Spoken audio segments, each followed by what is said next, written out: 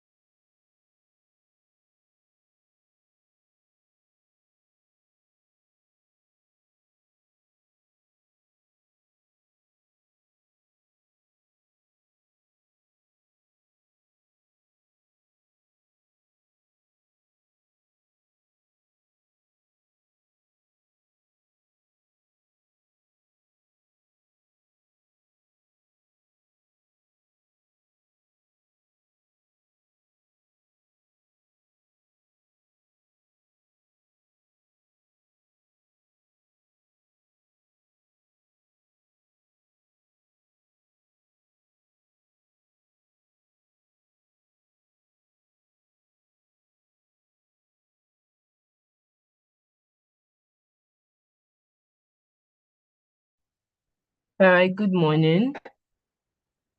Please, we're giving about 10 minutes for as many persons as possible to join in. So we'll start by 10:15 on the dot. Thank you very much.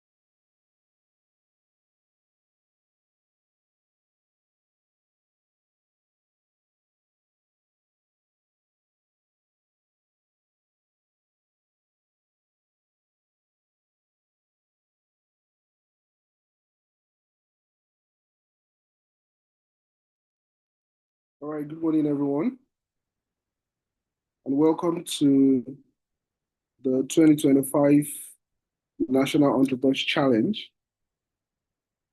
We welcome you all to this very special occasion. Kindly reach out to your students or your colleagues that are yet to join us here, that the program has started.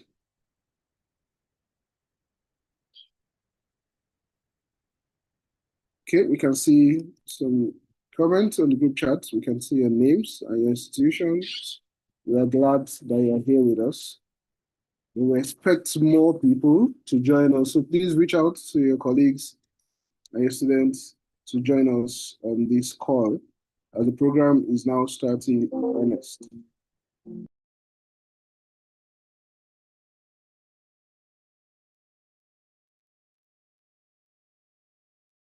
Okay, so right about now, we would officially kickstart this program by taking the national anthem. So Jude, please, the national anthem.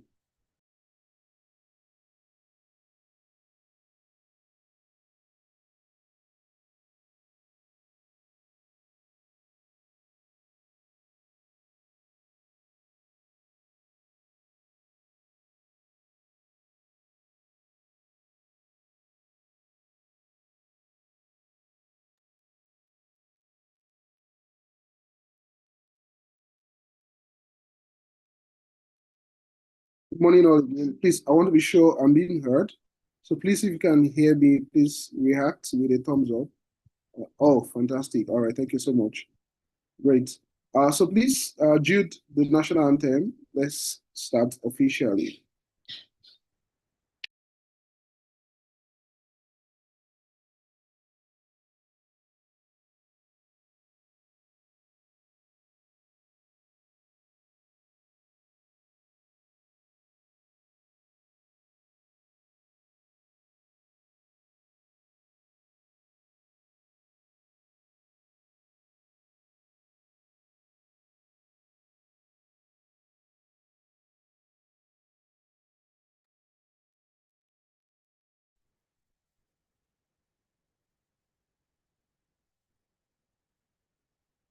We're waiting for the national anthem.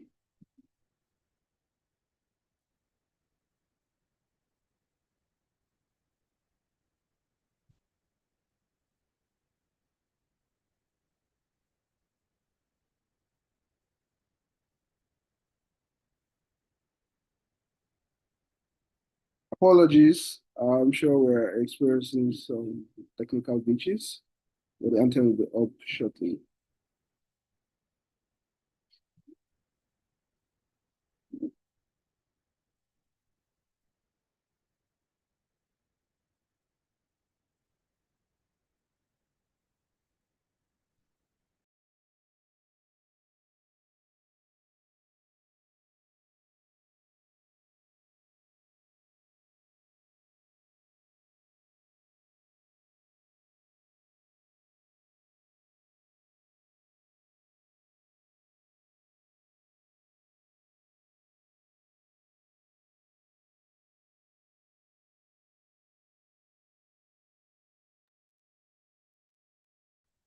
We can't hear the audio.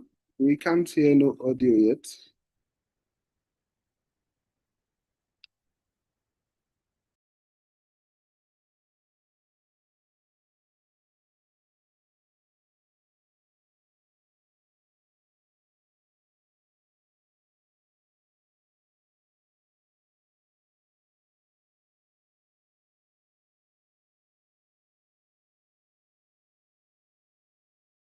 Nigeria, we hail thee, our own dear native land.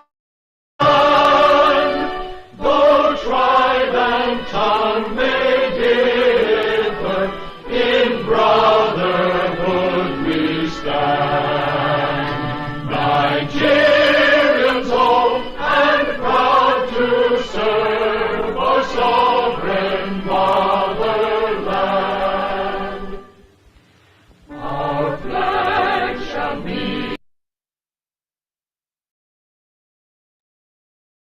All right, thank you so much, Jude, for that. So the program has started officially now. So I'm going to give a very brief overview of the program. We've been doing this every year, and 2025 is not different from the other years that we've been having this program. So in Nigeria, our educational institution, together with the National Universities Commission, one of the ways we celebrate the Global Entrepreneurship Week in Nigeria is to have the National Enterprise Challenge. This is overseen by the National Universities Commission and other institutions. Foremost amongst the institution that oversees this is the Pan-Atlantic University, the Enterprise Development Center there, together with other institutions. As a matter of fact, all universities in Nigeria, because one way or the other, all universities, the program is usually open to all universities in Nigeria. We have 6 regions in Nigeria, and across all the regions, we have all universities apply into the National Enterprise Challenge, and the top 3 is usually selected across all regions. And this exercise has been on since a couple of months back. The shortlisting had been ongoing across all regions, and we finally add to the top 3 across all regions. And today, being a Wednesday during the Global Entrepreneurship Week, as a matter of fact, for those that may not know, this week has been earmarked the Global Entrepreneurship Week. So across the globe, entrepreneurship is celebrated this week. This week is actually dedicated to celebrating entrepreneurship across the globe. And that's why we usually here in Nigeria have the grand finale of the National Enterprise Challenge during the Global Entrepreneurship Week. So it's always every November, every year. Last year, we were here as well for the grand finale of the National Enterprise Challenge. And we are here again this year. And next year would also not be different. But then we have different universities that usually come up top. And today we would shortly also get to know the universities that will come up top. So out of all the top 3 regional champions, they would all be competing this morning. And we have our distinguished judges whose profile will be read to us very shortly, who have been selected to help in identifying the top 3 or topmost 3 business ideas. And those topmost 3 universities, as well as business ideas, will be compensated, right? We have a sponsor that has volunteered to sponsor the compensation that goes to the top 3. And that's eventful. Before the end of the program, I'm sure we'll also have them speak to us before the end of the program. So there's a prize reward for all those that would form part of the top 3. And there are also consolation prizes for other teams as well. So that's why we're gathered here this morning. It promises to be a very exciting few hours that we'll spend here together. And I want to crave your indulgence to be committed. Let's have you here fully with us. And like I did mention earlier before we started this program, please reach out to your friends, your colleagues, and your students that are supposed to be part of this occasion that are not here at the moment. Right about now, we are supposed to listen to a welcome address by the National Universities Commission. Recall I said earlier that we do this in collaboration with the National Universities Commission. But the information reaching me now is that the Acting Director, Skills Development and Entrepreneurship at the National Universities Commission, in person of Madam Ashafa Ladan, who is supposed to take that welcome address, is currently not on a call. I wouldn't know if there's any other person from NUC on the call that would like to step in just to welcome us from NUC to show that we are together on this. But if there is nobody from NUC to help with this, we will obviously move ahead with the program.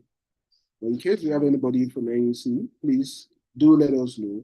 You would be duly recognized and you would have the floor.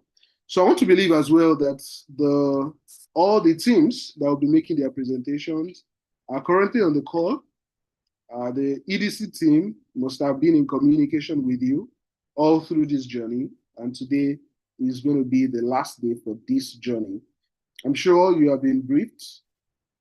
You have done a video pitch, which has been made available to the judges.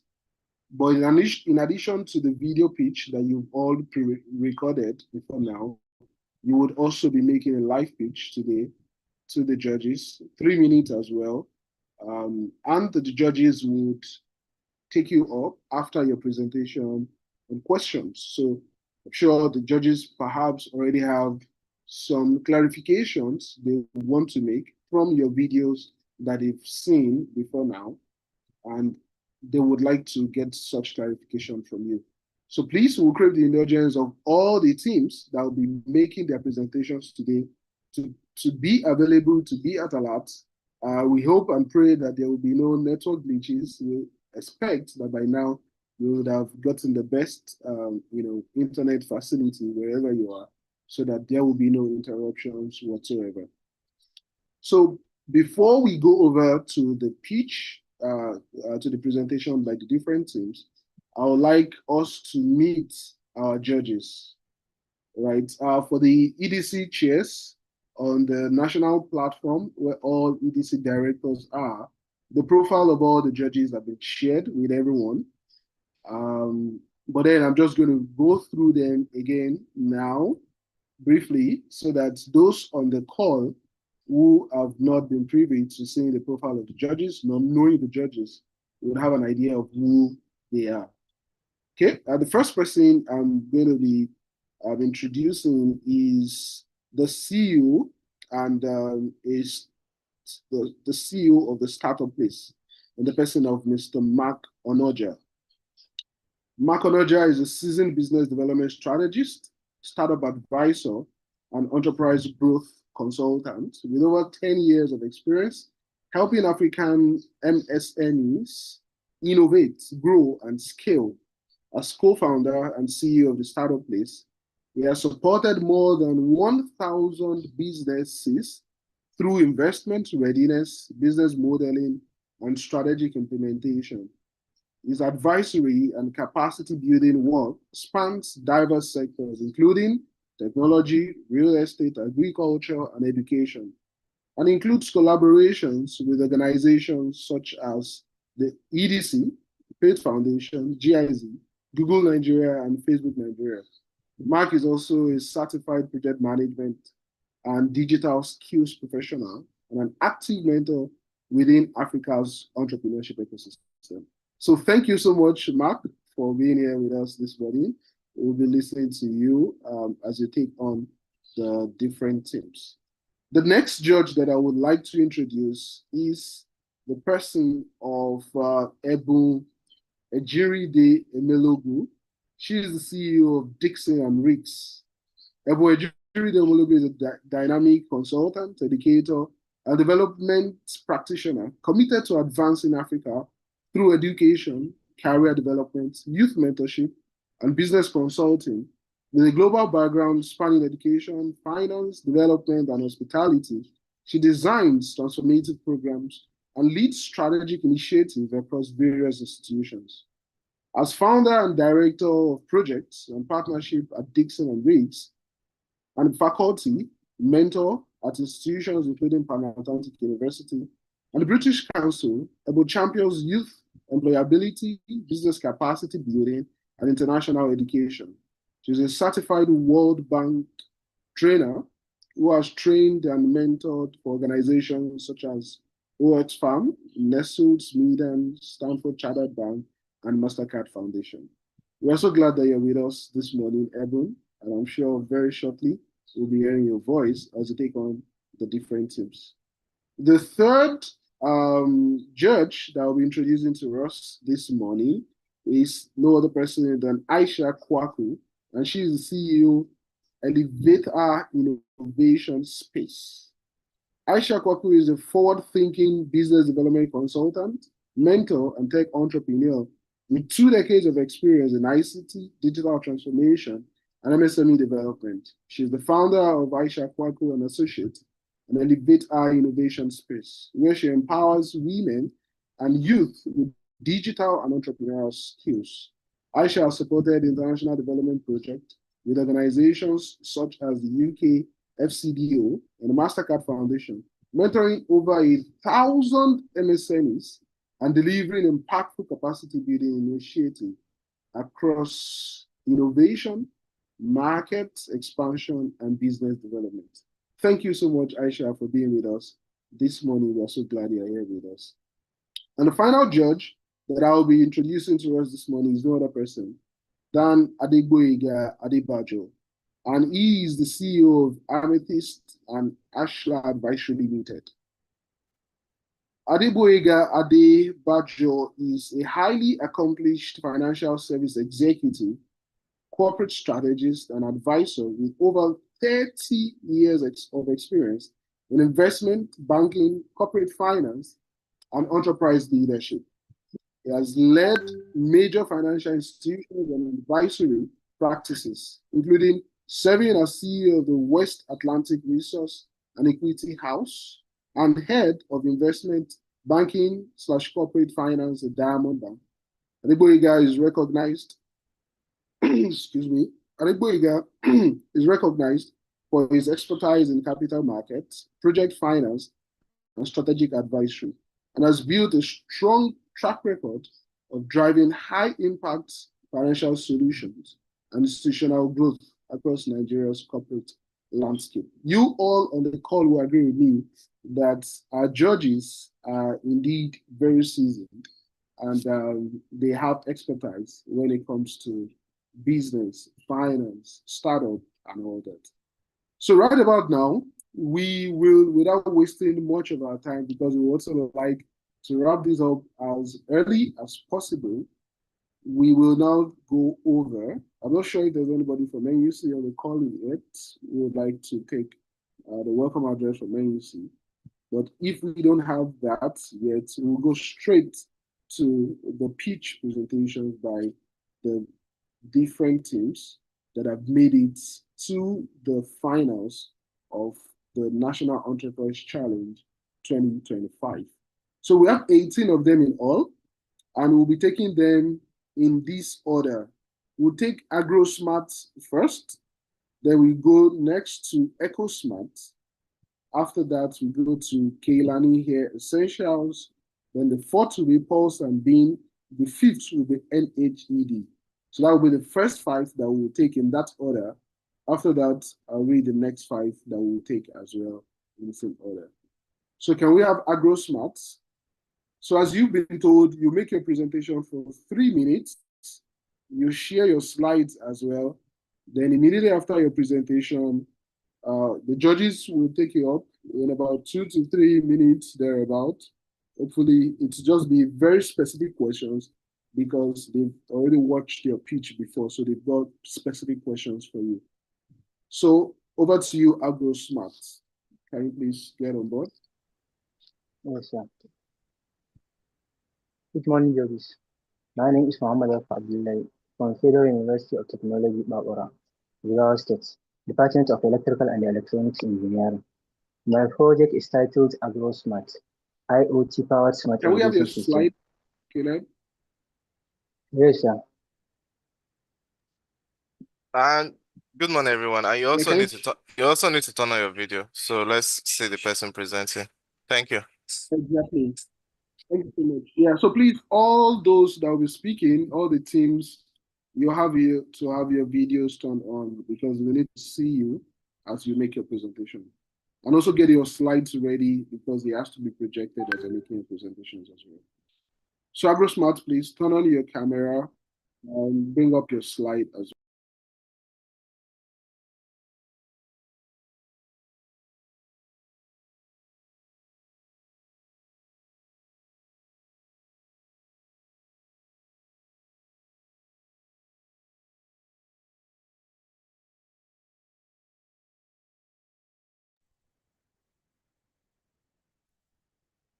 Okay, so I think they may need some assistance. The EDC team saying on the comments that they are unable to turn on their video, and I'm guessing their projection as well. So please, could you assist them?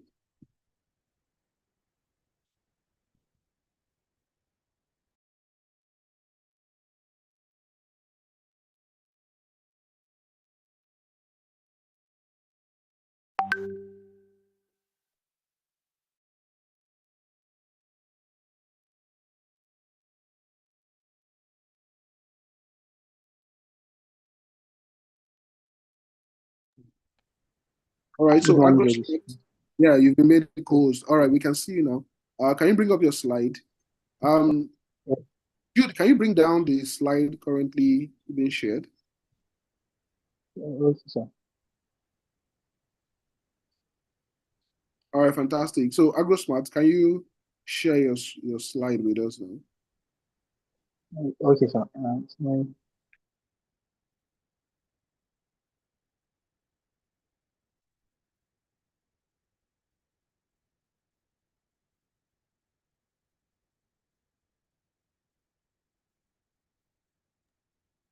So please, the other teams, please get ready. We wouldn't want to waste any time at all. Please get everything ready before we reach your turn. Yeah, so AgroSmart, we can see your slide. Your time starts now. Good morning, ladies. My name is Muhammad Abdullahi from Federal University of Technology, Babara, Jigawa State, Department of Electrical and Electronics Engineering. My project is titled AgroSmart, IoT Power Smart Irrigation System. I designed this project to solve the problem of water wastage, low crop yields, and manual irrigation challenges faced by rural farmers. In many rural areas, farmers still irrigate manually. This wastes up to 40% of water, consumes time, reduces crop quality, and depends on unreliable electricity supply or fuel generators, which are expensive and harmful to the environment. Smart irrigation systems exist, but they are imported and cost over 150,000 naira, which makes them unaffordable for small farmers. So I decided to create a low-cost, reliable alternative system, AgroSmart. It's an IoT-based smart irrigation system that waters crops automatically only when the soil is dry. I implemented soil moisture sensor, sunlight sensor, rain sensor, water pump, LCD 16x2. There is Arduino microcontroller. To operate this system, simply switch it on. Open your hotspot and name and data. It will automatically connect. I have done this. It will automatically connect and display the IP address. You don't copy the IP address in any browser of your phone, smartphone. From there, you can turn it on manually. You can switch it to manual or on it or on off. On auto, when there is a moisture on the soil, it will automatically stop. Or there is a rain, it is raining, it will stop. Or there is a strong sunlight, it will stop. AgroSmart reduces water usage by up to 40%, increases crop yield by 20 to 30%, and saves farmers 80,000 to 100,000 naira yearly in water and labor. The total implementation cost is less than 55,000, which is far cheaper than the commercial system. Thank you.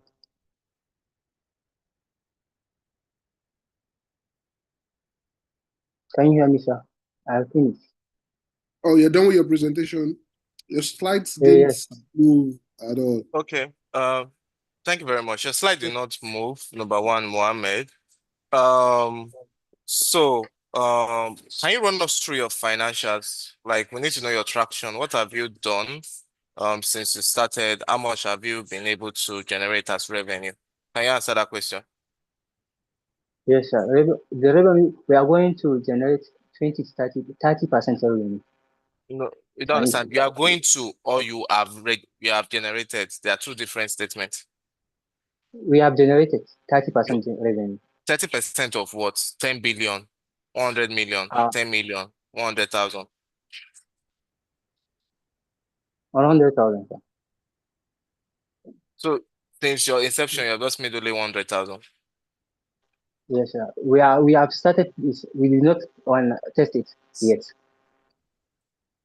When did you start this business? Since 6 months later. 6 months ago. Yes, sir. All right. Thank you. That's all for me.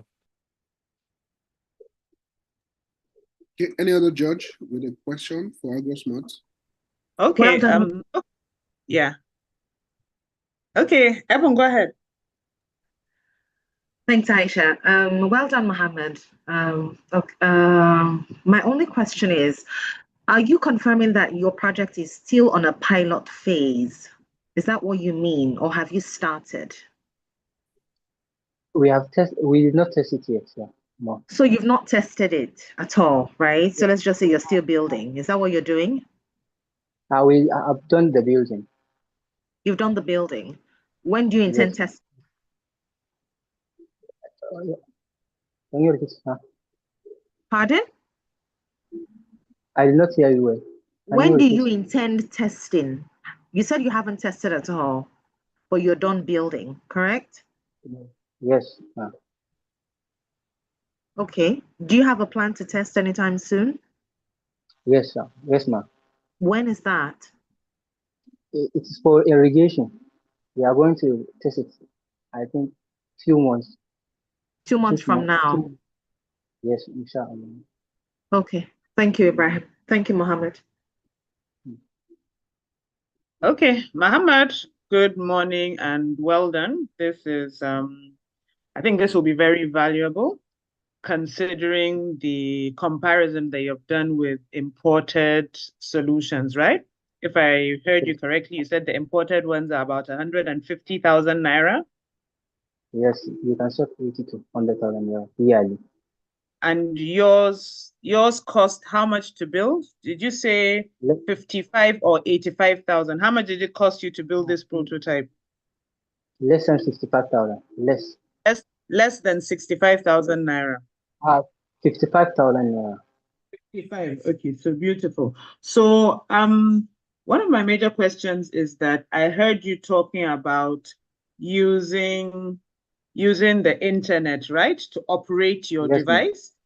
Okay. Yes, ma'am. So what happens when you have farmers that don't have smartphones and don't have internet access? It is automatic. It can be used in the area. It can be used without a smartphone. The internet provides you to see the sensors reading only and switch to manual. You can switch to manual from your smartphone, but it can be used even without smartphone. Even without a smartphone, even without internet. Yes, ma'am. All right, so that's a great consideration. Having been in rural areas, delivering capacity building trainings, I know that there's a challenge with internet in rural areas. So if you're taking this to the farmers, and farmers being in rural areas, it's very important for you to consider what you need to make it work. It should not be highly dependent on any internet connection. So I'm glad that you said that you can switch it over to manual in a situation whereby there's no internet. Okay, so well done. So keep building. You haven't tested this yet with the market. Let me assume you've tested it technically and hopefully it should work. We haven't tested it with the market. So let's see how it goes with the market. Okay, well done. Thank you. That's all from me. Thank you so much, Aisha. Thank you so much, AgroSmart, for that presentation. We go over to the next team now. So you can take down your slide and you can feel free to turn off your video as well. So EcoSmart, please come on board, turn on your video and bring up your slide. So we may take maybe just 2 judges who would comment on each group's presentation so that we can save some time. All right, EcoSmart, are you on the call?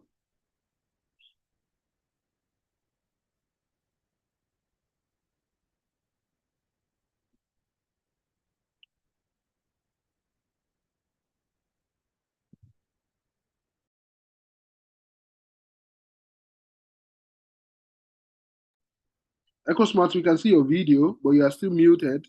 Neither is your slide up.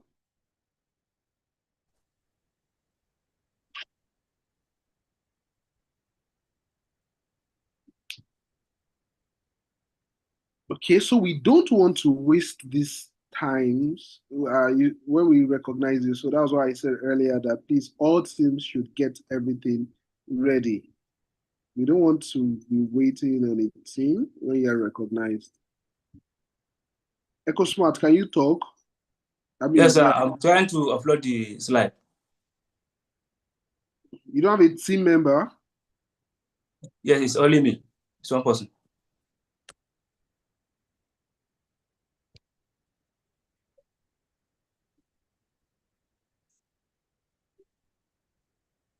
The next team after EcoSmart is Kehlani Hair Essentials.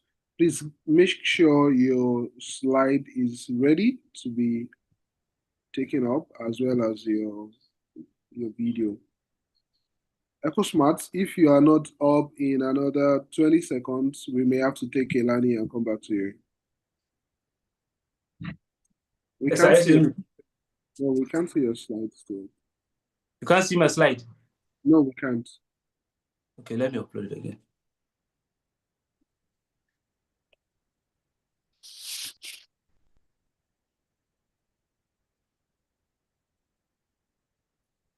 All right, so EcoSmart, I think we will just take you third instead of second. Kehlani Hair Essentials, are you on the call? Is your slide ready? Can you unmute your microphone, Kehlani Hair Essentials, if you're on the call? I'm on the call, sir. All right, is your slide ready to be up? Yes, sir, it is. Turn on your video as well. If we're able to get you in a couple of seconds, then you can go. Okay, sir.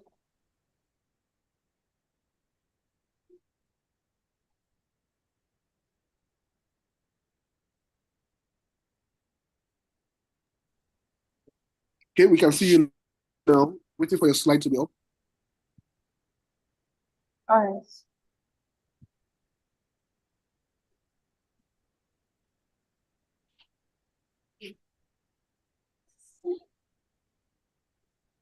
Good day, sir. Good day, everyone. Can I start, sir? Yeah, your time starts now. All right. Good day, everybody. My name is Anubi Precious Chinelu. I'm a 600 level optometry student of the Federal University of Technology, Owerri, Imo State, and I am the founder of Kehlani Hair Essentials. This is my slide. Please follow me.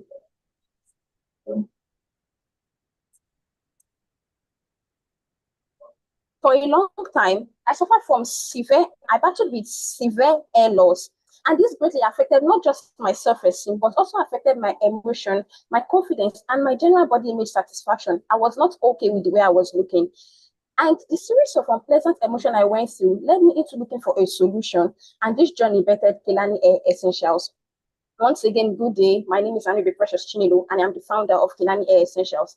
Kehlani Hair Essentials is a fast-growing hair care brand that is dedicated to helping people, both male and female, achieve a very healthy and beautiful hair with the use of hair care products that are made with 99% high-quality organic raw materials.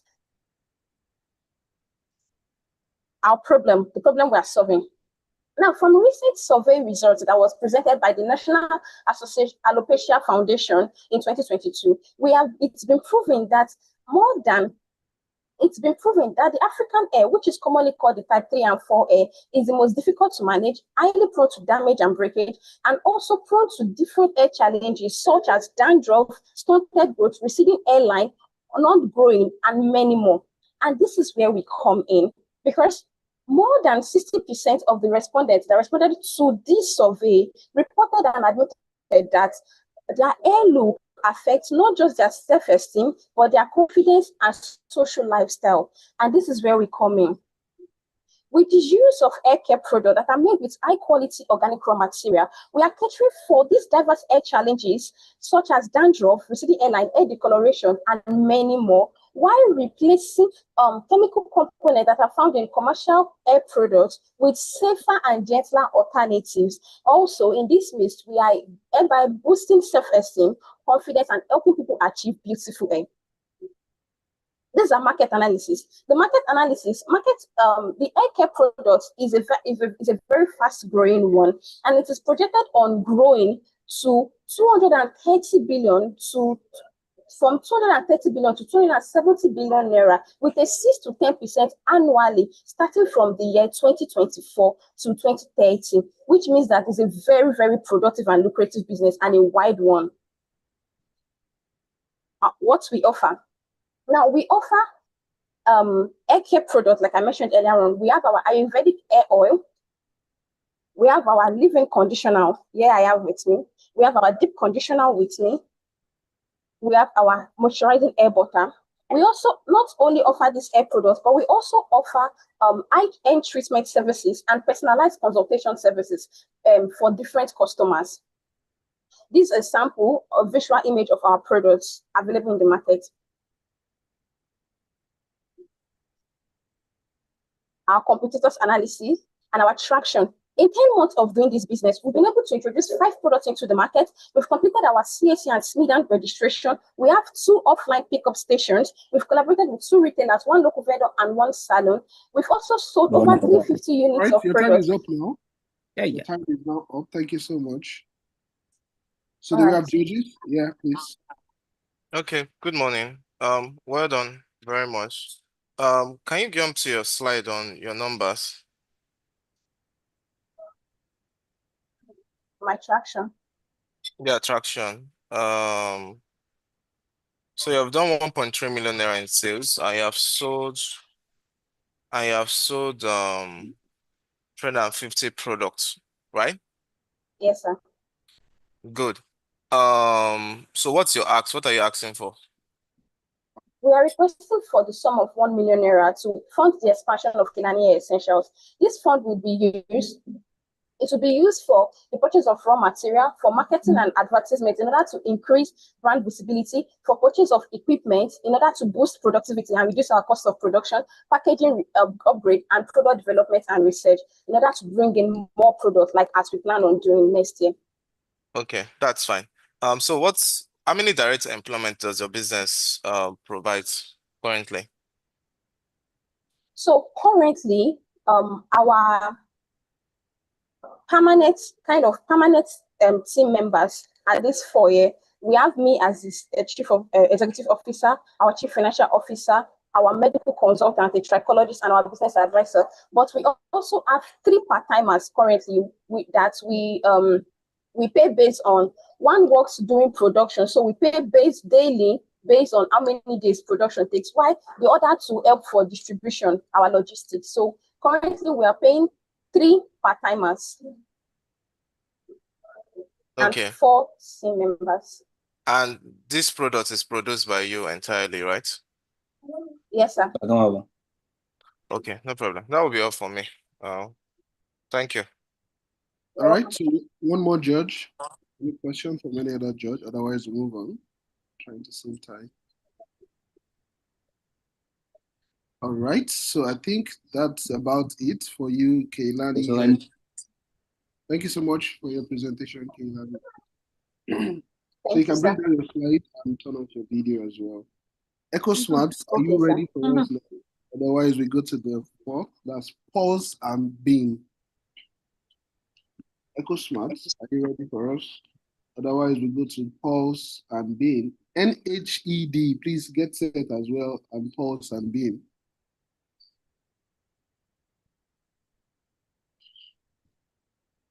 EcoSmart. Yes, sir. Can you bring up your slide? Yes, I'll bring it up.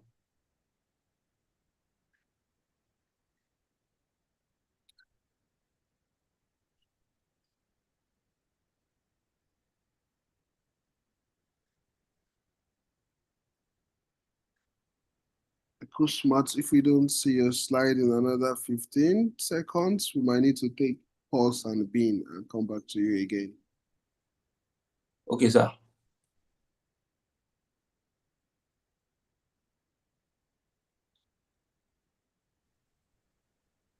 I think we should take pause and bin. Pulse and Bean, are you on the call? Can you turn on your video and bring up your slide? No, we had. Pulse and Bean, are you there? Yeah, like slide in the natura.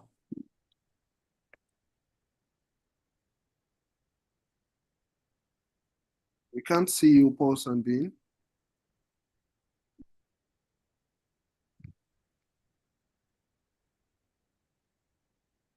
Pulse and Bean, are you there? We can't see you, neither can we see your slide. NHED, are you on the call? NHED Ned. Please, if you are on the call, just unmute and let me know you're on the call. Good morning, sir. I am Pulse and Bean. Okay, so can you turn on your video and bring up your slide? Yeah.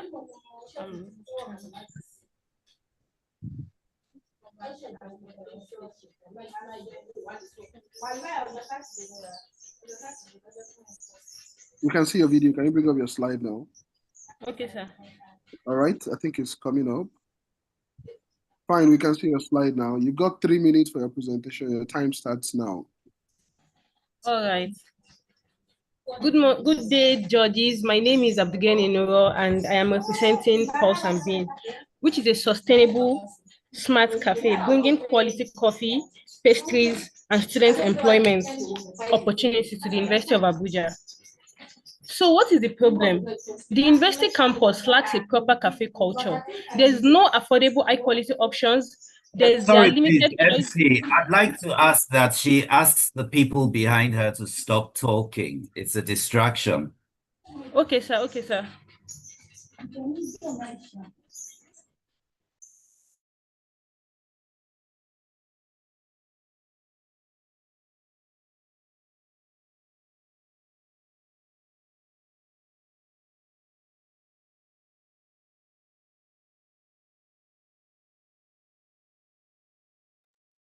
Unmute your microphone if you want to continue. Unmute your microphone. Okay, sir. Is it better now, sir? Yes, continue. Yeah. Good morning, everyone. My name is Abigail Inoro, and I'm representing Pulse and Bean, which is a sustainable, smart cafe bringing quality coffee, pastries, and student employment opportunities to the University of Abuja. The university campus lacks a proper cafe culture. There are no affordable, high-quality options. The students and staff lack access to good coffee, healthy drinks, and fresh pastries on campus. There are also limited choices.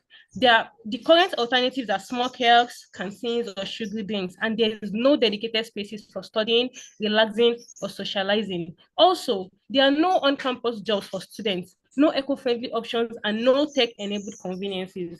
What is the solution Pulse and Bean is bringing? We are introducing Pulse and Bean, which is the first of its kind. We are going to offer high-quality coffee, specialty teas, fresh smoothies, and in-house pastries. We are also a smart cafe model, which we're going to adapt tech into our business so that it's going to ease the ordering and to be able to track our customers. There's also wellness and sustainability, and also we are going to have a dual setup, which is going to be a flagship cafe on campus and a mobile container unit at the school gate for maximum accessibility. What is our unique selling proposition? We have the first mover advantage because we are the first dedicated branded specialty cafe within the University of Abuja. We are also smart and tech-driven. We are going to use AI, digital pre-ordering, and cashless payment setup, and which is going to set us apart from all competitors. We are also eco-friendly. We are going to use biodegradable materials so as to reduce biodegradable waste. Also, we are affordable and accessible. Our pricing is tailored for the student budget, and our dual location model is going to ensure convenience. What is our market opportunity? We have a huge untapped market. There are more than 50,000 students at the University of Abuja, plus the university staff, visitors, and the personnel from the nearby army quarters. There's also a growing industry because Nigeria's coffee consumption is increasing by over 20% annually, driven by young professionals and students. There's also a cultural shift. Nigerian youth value experience and ambience, and we are actively seeking spaces like ours. Our product is more than coffee. We also serve beverages, which is hot and iced drink, hot coffee and hot tea in the morning, iced coffee and other smoothies in the evening or afternoon. We also have fresh juices and freshly baked pastries, cakes and light snacks. We are also going to have 2 locations, which is going to be a fixed cafe inside the school and a mobile container outside. Now, what is our revenue? Our revenue model. Our revenue model is simple and scalable. We are going to have direct sales of coffee, pastries, and smoothies. We are going to have peak hour sales between 7 to 10 a.m. in the morning and 4 to 7 p.m. in the evening. We are also going to have a pre-order app that is going to reduce waste of time and increase the volume of our customers. We're also going to have student loyalty programs to retain frequent customers. Which impact do we hope to make? We hope to make 4 impacts. The first one is the health impact. We are going to promote non-carbonated drinks and balanced coffee and caffeine consumption. We also have the economic impact, which makes us create on-campus employment opportunities for students, which is going to help them with their financial stress. Then we also have the environmental impact because we are going to be using biodegradable materials and it's going to reduce plastic waste. Now, the last one is the social impact, which is a safe aesthetic space for studying, relaxing, and collaboration. Pulse and Brain improves well-being and productivity and sustainability. Time is up. Your time is now up. Over to the judges now. 2 judges. Who's going first? Hello, Pulse and Brain. Good morning. Yes, sir. Nice morning, presentation. Can you go to the slide on financials? Okay, here is it, sir. So you started 3 years ago, right? No, we haven't started yet, but we have just made. You're here to start. Yes, sir. But we have put some things in place. So what are the things you have put in place? Okay, so we have already made our research among the students. We created a survey to see how scalable this is going to be in the school. And we actually got a 70% response that, oh yeah, they're actually willing to buy this. It is something they need. Also, we have, How many students did you interview in your survey? I talked to about 200 students. How many students are in your campus? Like 50,000. So 200 out of 50,000. Don't you think that is not a good enough number? Yes, it is actually it was like at random because I go to events and I ask people there and people that are actively involved in the SUG. Those are also part of the people I interviewed. So also I've already made this coffee. Just like a mini setup. I did not do it for a long time because it was close to my exam period. So I did coffee and smoothies and people actually bought it. But because we don't have the ability to get the coffee machines and ice, what you can use for the ice cubes that are going to be very aesthetic. So I was not able to do it for a very long time. Okay. All right. So back to my question. What have you guys done aside from the research? We have also made research on where we can place our fixed cafe on campus. Okay, so final question for me. What's your ask? How much do you need? Right now, these our financial projections is actually much, but we know that we have to start first. So for us to be able to start, we are going to need like 1 million naira to be able to start, maybe just have a small kiosk, or even if we are going to start with the mobile container. So the mobile container, by the time we get profit and all, we are going to be able to build our permanent cafe inside the campus. So the 1 million naira is going to help us to buy the equipment and to employ few students that are going to help us initially before we're able to scale it. Did you do a research as regards to these things you called and what's the market price for each of them? The coffee machine, I'm going to go for a lesser one because they are more advanced ones. So if I want to go for a lesser one, something that I can just operate manually plus electronically, I can actually get that for about 50 to 100,000. Then for the freezer can be a small freezer like around 150,000. Then for the cups, we are going to need cups and we are going to need all these biodegradable materials, the disposable ones that can give people that are taking it away. So that is going to cost like around 200,000 if you want to buy in bulk. the one we are going to be able to use for like few months. All right. All right, thanks. That'll be all for me. Thank you. Yeah, thank you so much. In fact, you already exhausted the time we have for. Okay, let me just ask one question, please. Let me ask a question.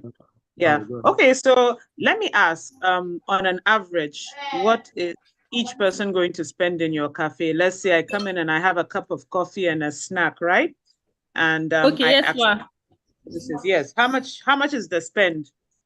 Okay, ma. For a cup of coffee,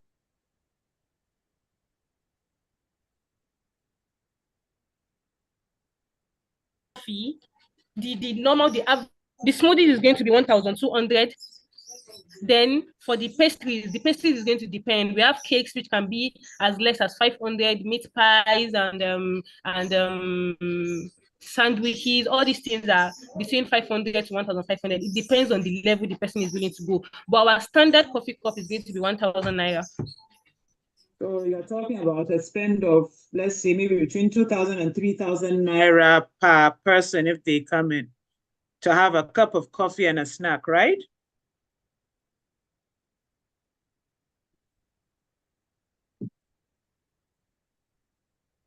Okay, is this from my side?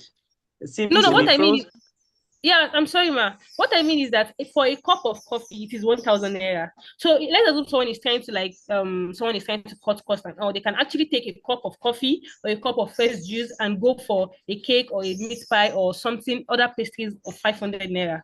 So we have a lesser one and we have higher one. Even the coffee, there are different ones that we use chocolates, that we use tea and other which have higher price. I get you. I just wanted to have an idea because students are very sensitive. I want you to really go back to the board and think. Students are very sensitive. Can students afford to spend 1,500 naira at a barest minimum if you're talking about coffee and an affordable snack? Or can they even spend even more with all your fancier options? So think really about whether students are your best customers or your ideal target audience for such a setup. Yeah, thank you. Well done. Yeah, thank you so much, ma'am. Thank you so much, Pause and Play. You can turn off your video and bring down your slide. Okay, sir. We'll take NED now. Ned, are you on the call? After Ned and if EcoSmart is available, the next 5 teams we will take in this order would be the People's Assembly, Safe Routes, Unsuke Dupreneur, Apex Diamond, and Unimarkets.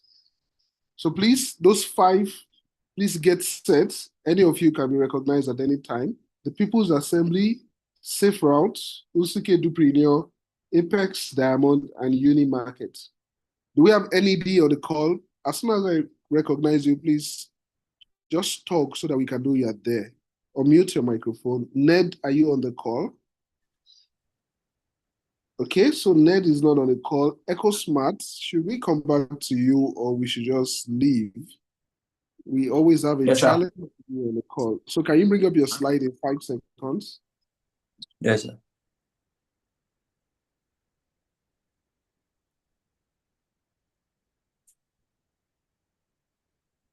Oh, finally, we have your slide up. All right, so let's take EcoSmart. Your time starts now. You pull down the slide again. So, good morning, distinguished judges. My name is Omar Suraj from Federal University of Technology, Barbara, Department of Mechanical Engineering. Wow. This is my project. It's titled EcoSmart Waste Management and Recycle System for Sustainable Communities. I designed this project to prevent overflow and reduce overflow of trash that could be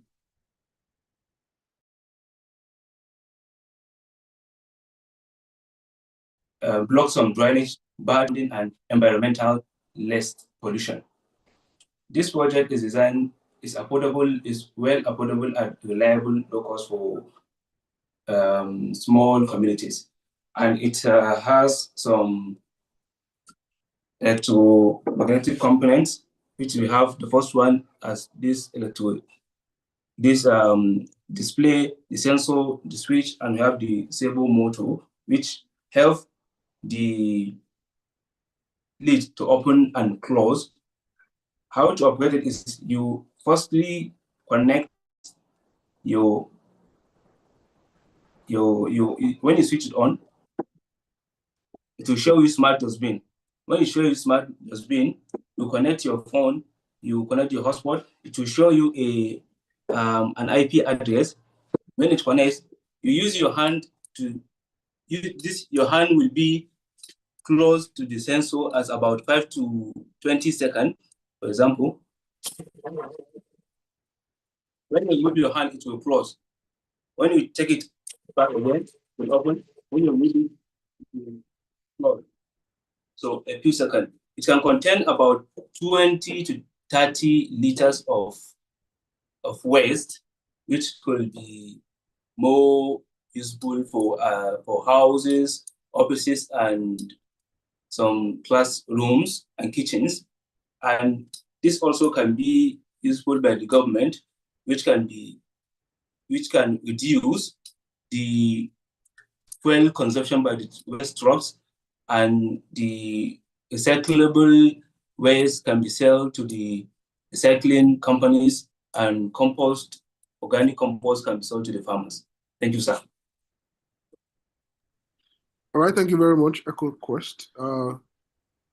Please, judges, 2 minutes for reaction from judges. Who is going first? EcoSmart. Any comments on EcoSmart's presentation? Although we couldn't see the slide, well, it's better we just take it. Okay, so let me ask, EcoSmart, from what I can see here, basically this is a waste disposal bin that you're able to open and close with a sensor, and is able to give you an indication of when the dustbin is full, right? Does it have any other features? Is there anything else the dustbin can do aside from opening and closing with a sensor and telling you when the dustbin is full? Can you hear me, Echo? It has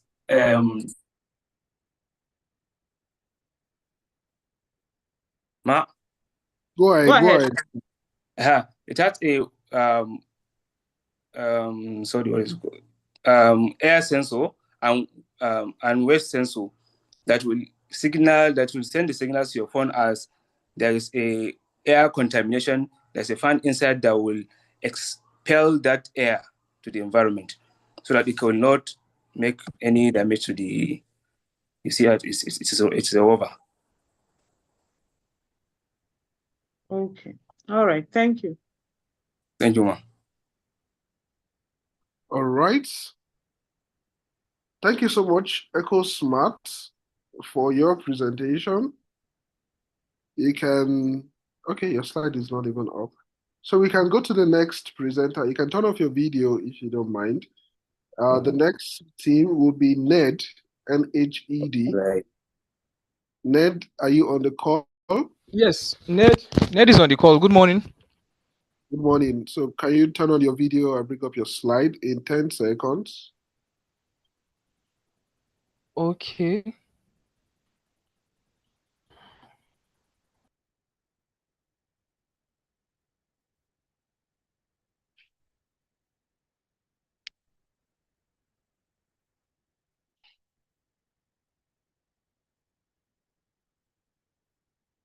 Ned, are you there? Okay, I guess we have to go to the next team. The People's Assembly, are you on the call? The People's Assembly. Ned is here. Ned is here, by the All way. right, okay, Ned, we can see your video now. Your slide is not up yet. We can't see your slide, Ned. Can you see it now? No, we can't.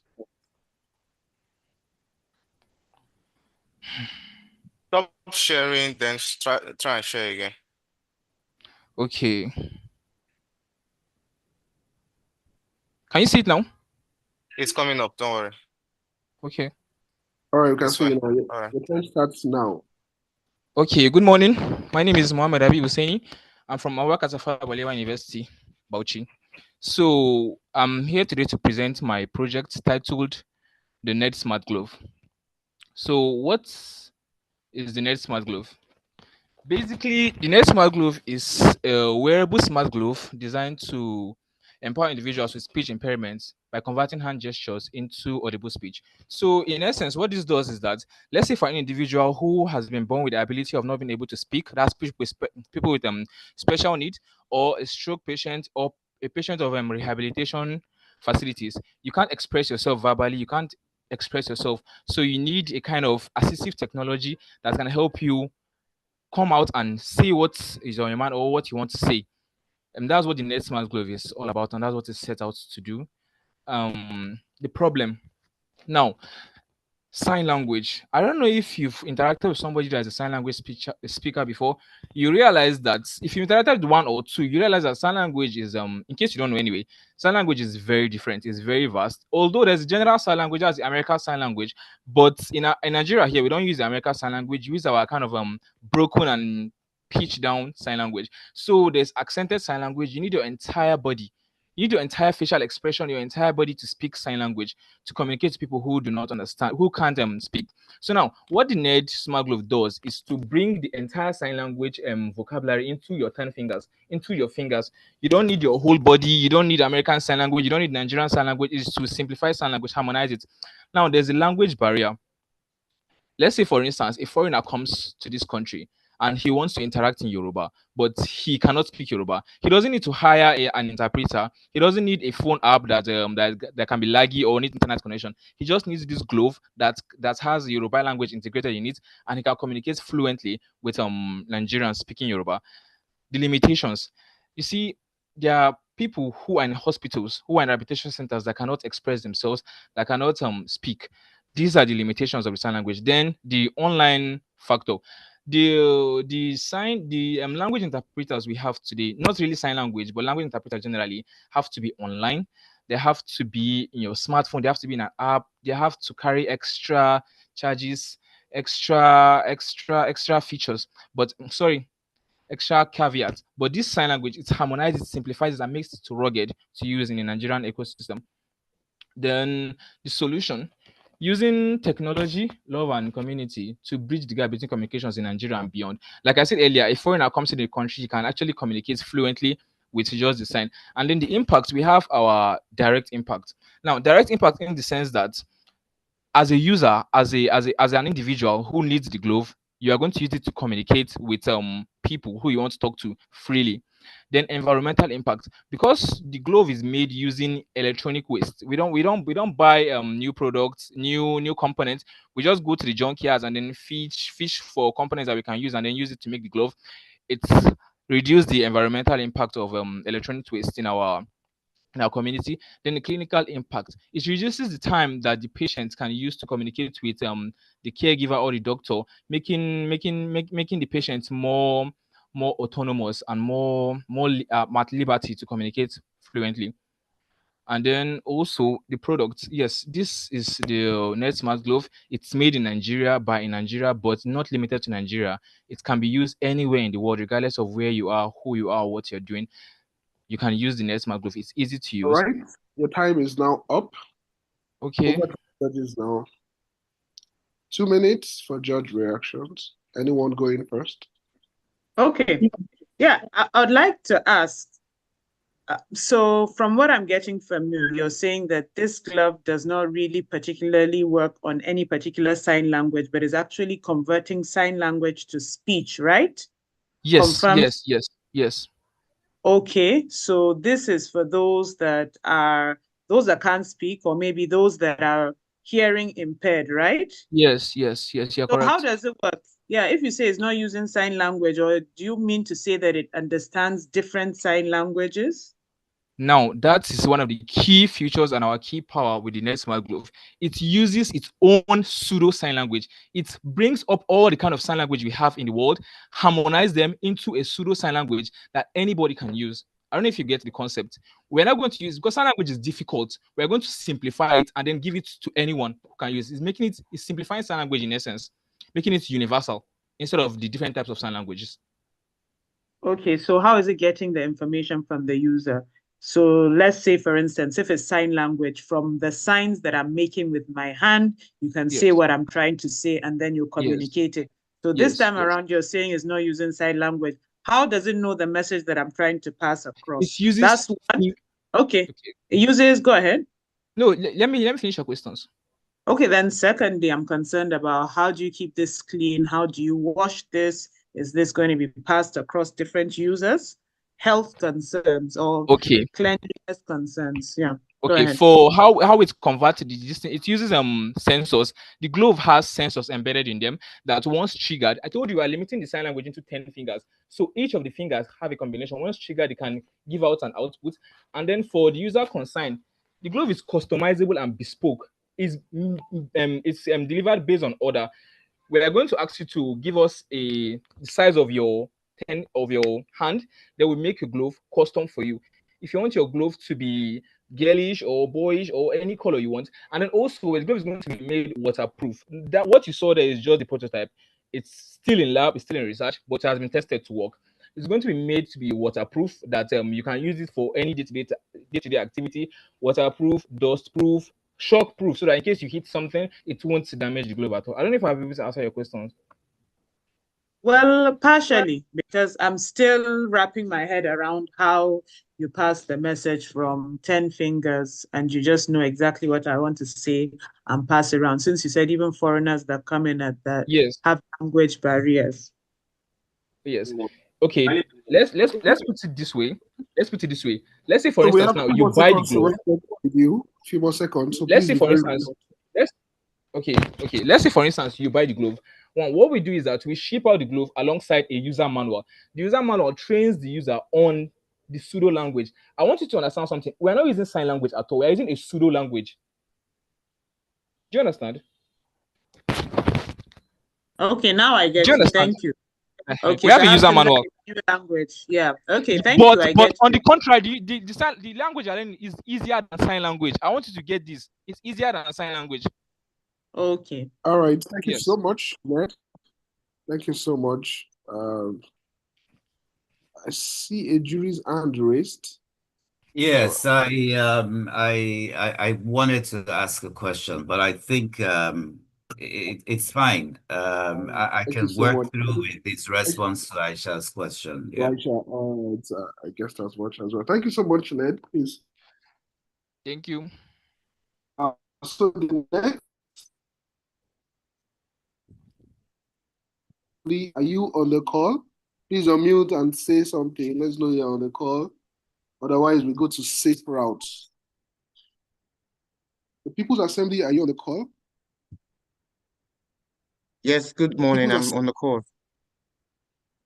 All right, please turn on your video, bring up your slide. You've got 5 seconds for that.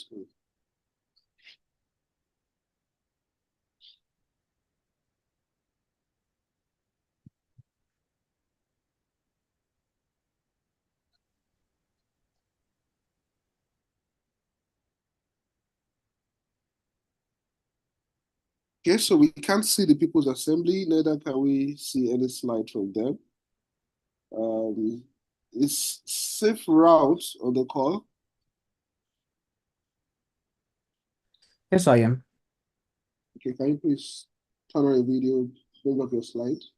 If you can do that in 5 seconds, it would take you. You can see your video and bring up your slide. Fantastic, your slide is coming up. Usuke Duprinio, please get set, Apex Diamond as well, and Union Markets. All right, your time starts now. Safe route. Okay, sorry, just give me a moment. Okay, thank you. Am I audible, please? Loud and clear. Go ahead, please. Hi, good everyone. I'm Divine Wisdom, founder of Safe Route. About 4 months ago, I had to travel from Enugu to Abuja for my IT, but I was terrified. Not because of distance, but because every week there are news stories about accidents, kidnappings, and travelers who just never made it home. Yet this, according to the Federal Road Safety Corps, Nigeria recorded about 9,500 road crashes and 5,400 deaths in 2024 alone. And in the first half of 2025, Nigeria has already recorded 2,900 more deaths already. According to the National Bureau of Statistics, over 90% of Nigerians rely on road travel for movement. This means that tens of millions of Nigerians face these risks every month. Yet, despite the scale of this crisis, there is no reliable safety information, no real-time warnings. Sorry, Yet, despite the scale of this, there's no reliable safety information, no real-time warnings, and no safety net for when things go wrong. And existing tools fall short. Global tools like Google Maps and Waze optimize for speed and traffic, which doesn't translate well for Nigerian realities. And local tools like RouteWatch crowdsource incidents without prediction intelligence and verifying these incidents, leaving travelers with scattered reports and no actionable insights rather. Now, this is what SafeRoute is built for.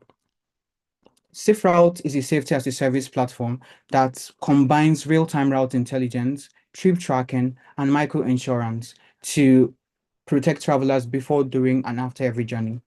With SafeRoute, we equip transport companies with tools to monitor trips, predict risks, and reroute in real time, while giving travelers safer route suggestions, micro insurance premiums. We're also looking to partner with the government and with the FRSC rather and state transport ministries to map out danger zones and improve emergency response. Now, as I said earlier, over 90% of Nigerians rely on road transport for movement.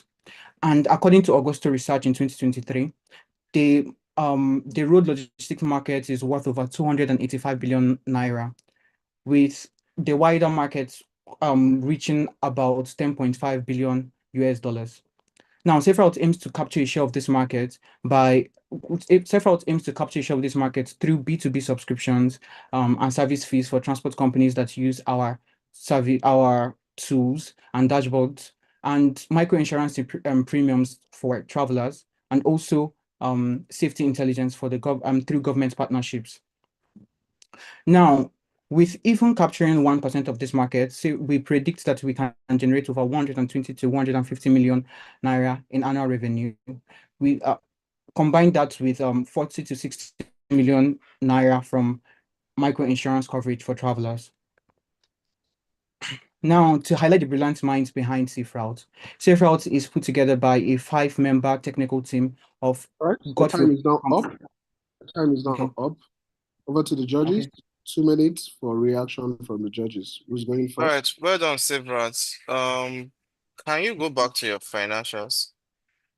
Okay. Oh, Ebon, do you want to ask some question? I can step back.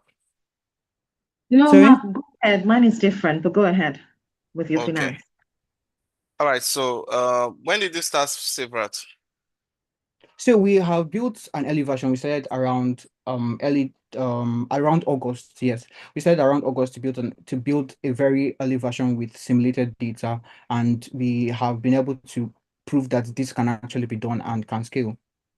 Okay, so what have you done traction wise? I know you have not generated revenue, but what have you done? Like, what are the Okay. things you have done? Have you tested it on 1 or 2 persons? Okay, so what we've done is what we've done so far is use simulated data to build an algorithm that is able to give information about the safest way to travel, the safest routes to travel with, right? So that what it does is it captures information from platforms like open source platforms like X or Twitter and SafeRoute. That is simulation. Right. Have you tested it on somebody? Somebody used it and the person traveled safe. That is your idea. Have you done that? Oh, sorry. No, we have not done that because we need funding to actually access APIs for what's it called, getting this data from these various Okay, platforms. so did you put even in your slides? I don't think I saw anywhere where you put your axe. Oh, there's an ask at the end, sorry, because we were not able to reach the there. But the ask is actually 15 to 20 million naira What do you in want to funding. use the 15 to 20 million naira for? So we are looking to use about 5 to 6 million. This is to cover like 18 to 20 months, right? We are looking to cover about use about 5 to 6 million for product development and infrastructure.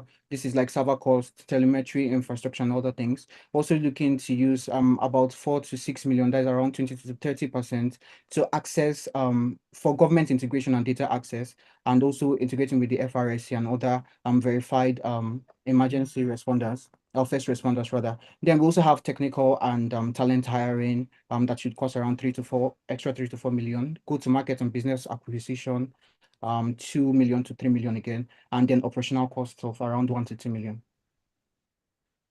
Okay, so before somebody asks a question, for your slides, the background of your slide is showing the state of Idaho, right? And that is United States. This is meant for Nigerian stuff. And your other slides, you add $sign there. I think you should watch against this next time. Sorry, I didn't see. I'm sorry. I apologize for that if that was there. But That's fine. We don't have time again. Ebel's hand is raised. Mark already used up the time.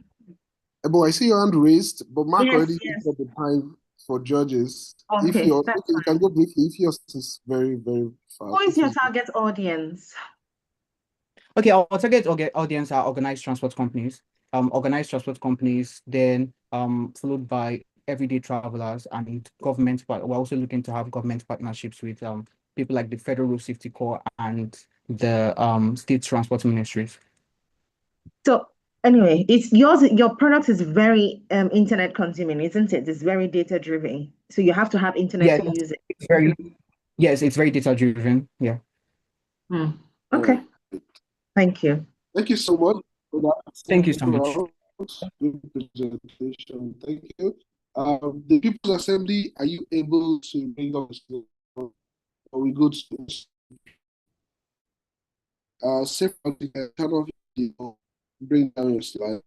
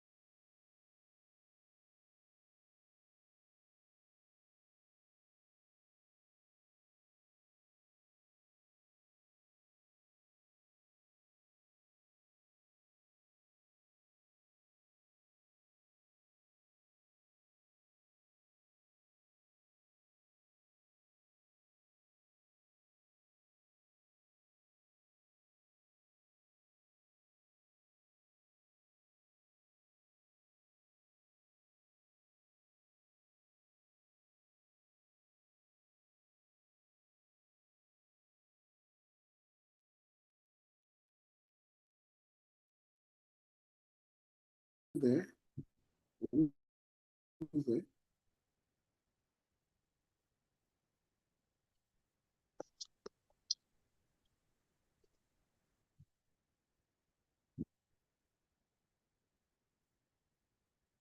Usuke Dupineo, are you there? Yes, I am. Good morning, sir. Can you hear me? Yes, I can hear you. Can you pick up the slide? Thank you. All right.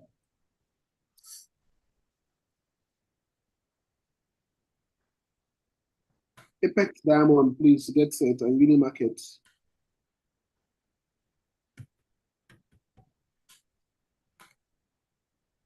It's okay, Dupineo. We can see your slide. We may go to Apex. Okay, it's coming up. Confirm if you can see my slide, sir. It's coming up. All right, we can see it. Your time starts now. 3 minutes. All right. The judges are highly distinguished members. Good morning, everyone. My name is Dama Michael Yohana, and co-founder of Nsuk Edupreneur from Nassau State University, Kefi. Nsuk Edupreneur platform is a platform that tries to transform student idea into funded, mentored, and scalable ventures. And the reason why we came up with this solution is as follows. Today in Nigeria, thousands of students come up with world-changing ideas, but lack funding, mentorship, and feasibility. A good number of these ideas die not because they are bad, but because the system does not support early age or early stage funders. And that's the same reason why we all are here, because we have to get funding for our individual project. And this is what Nsuk Edupreneur tends to solve. But let's look at the problem once more. Students across Nigeria have innovative ideas in health, in agriculture, in technology and different sectors. But all of us have one major problem. Where will I get the funding? Because bank won't give them loan. Founders or investors find them too early to invest in them. Mentorship is hard. And of course, universities do not have a structured pipeline to support student founders. This is where Nsuk Edupreneur comes in. It is a platform that provides crowdfunding and mentorship all in one place, all for students. And here is how it works. Students in a particular university are going to register and upload their ideas, which is then going to be vetted by experts and mentors. After student ideas are vetted and approved, they are being made available for public funding by alumni or public figures with the backing of the university to ensure that that is legit and valid. Once a particular idea is funded, then the student with the idea is attached to a mentor who is going to facilitate the full implementation of that idea until it becomes standard and scalable. Our market potential as well as revenue model as follows. First, we intend to take 5% commission for every successful funded campaign or idea. Secondly, we are going to charge a yearly subscription fee from all partnering universities. Currently, we only have Nasarawa State University as our pioneering university in collaboration with the EDC Center here in the university. But after a successful launch here, we hope to extend this to different universities across Nigeria. Another revenue model is advertisement that is targeting young innovators, and then also sponsorship from NGO as well as organizations that are trying to carry out their corporate social responsibility. All right, your time is now up. Your time is up. Over to the judges.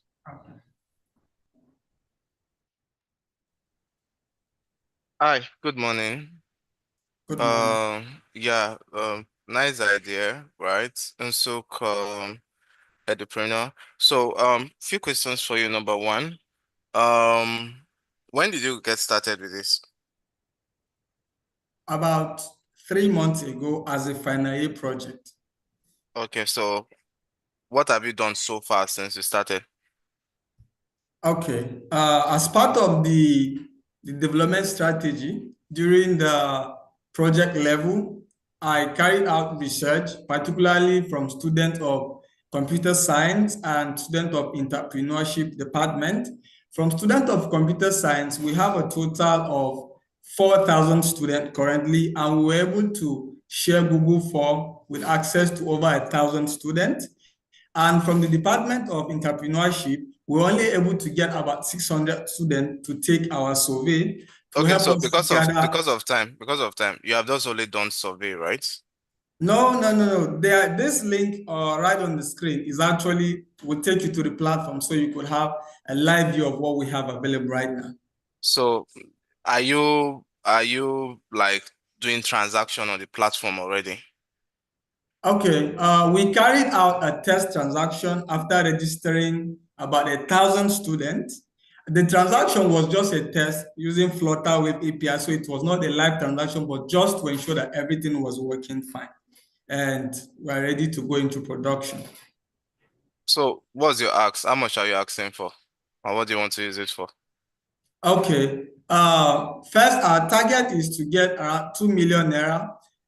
This is going to facilitate our hosting, and that is because we want to have subdomain for every university that they could operate separately. And because of that, we need to cover the cost of hosting as well as domain name. That's the major thing we are having to deal with. And then the last thing is marketing, because we'll have to promote the platform. All right. Thank you. Thank you, sir. Thank you. All right. Thank you so much. Please bring down your slide and you can turn off your video as well. The People's Assembly, are you available now? Can you unmute and say something? Let's know you're there. Otherwise, we go to Apex Diamond. Yes, good morning. Who is that? People's Assembly or Apex Diamond? Is the People's Assembly. Okay, can you bring up your slide? Okay, sir. In 5 seconds, please.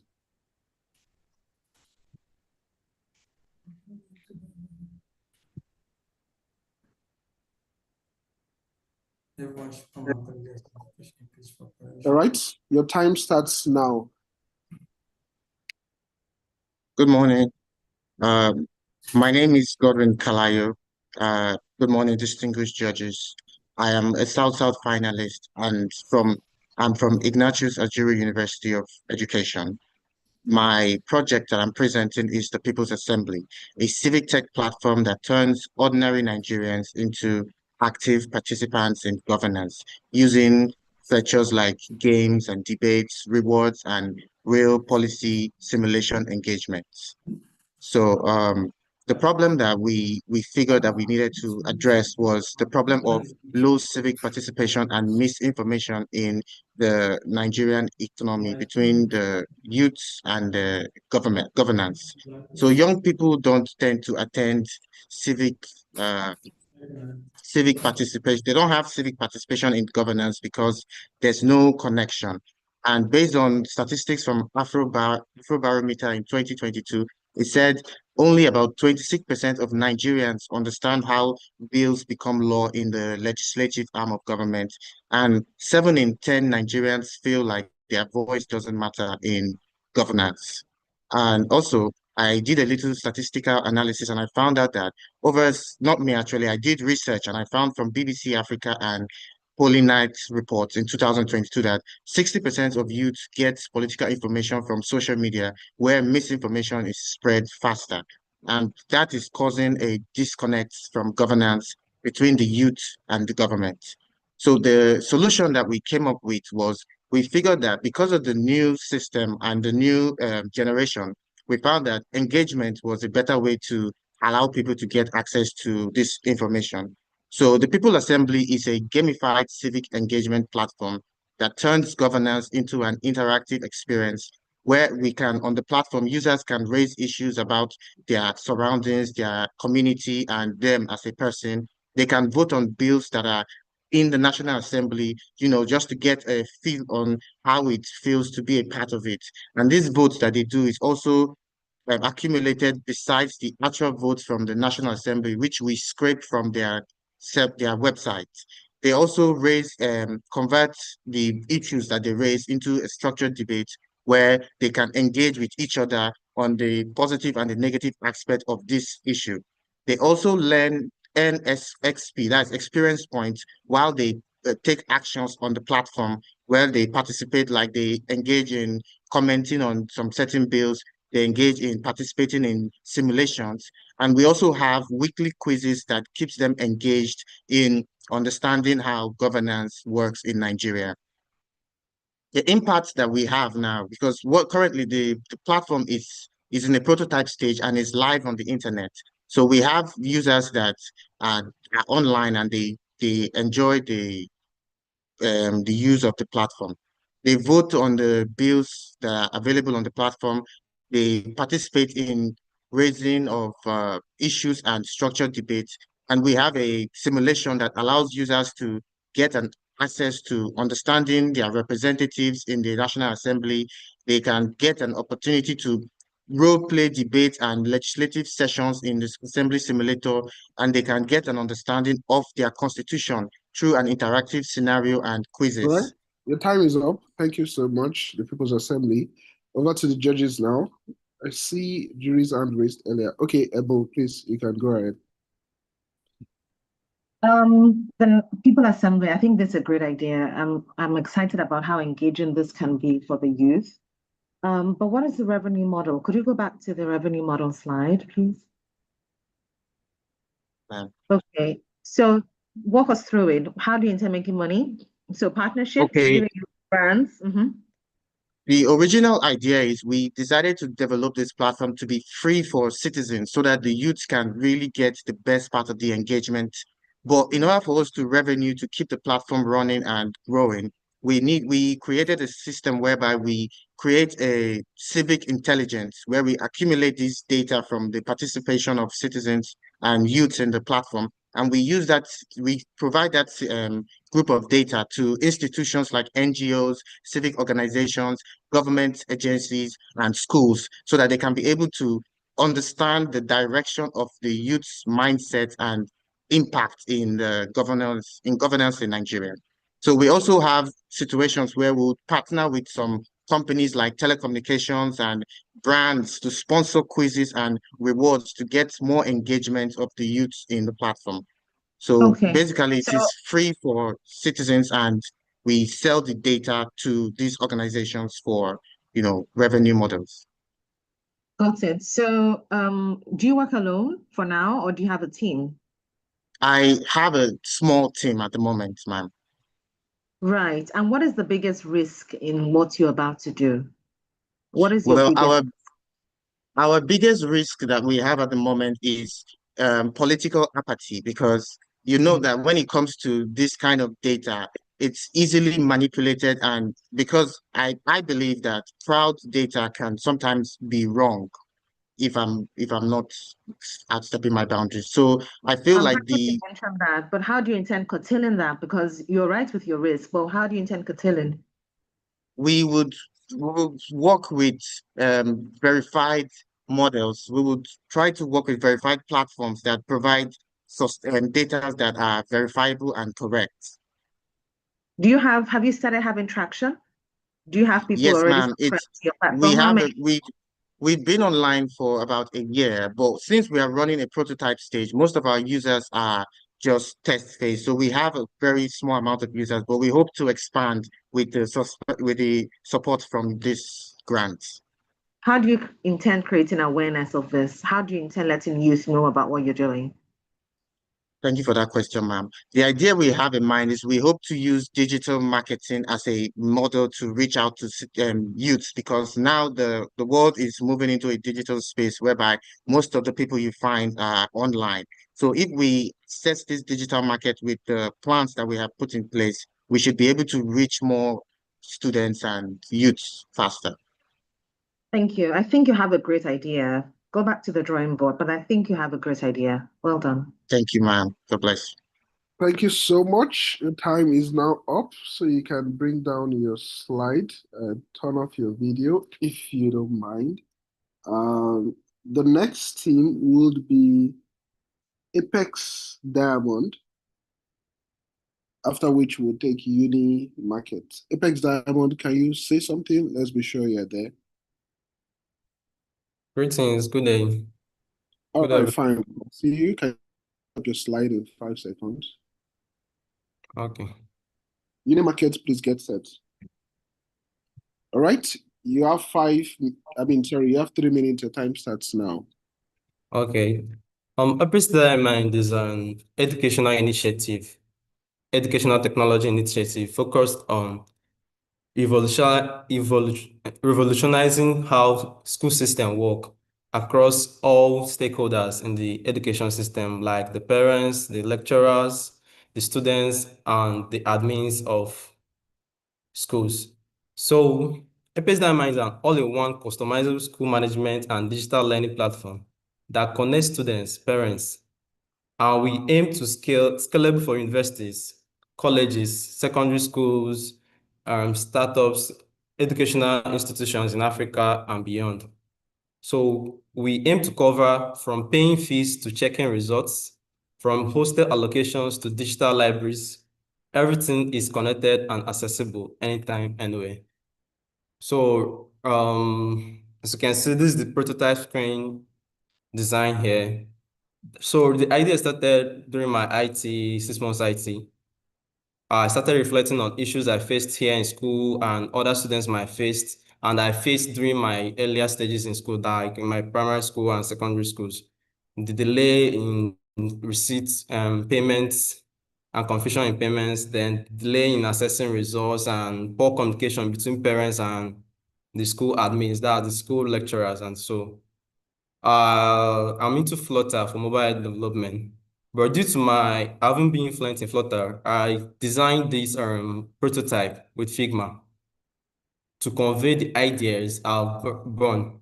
I and my team have worked on the inputs, discussed about the features, the functionalities, how best we can serve the public, and we've done a lot of documentations on it. So the problem.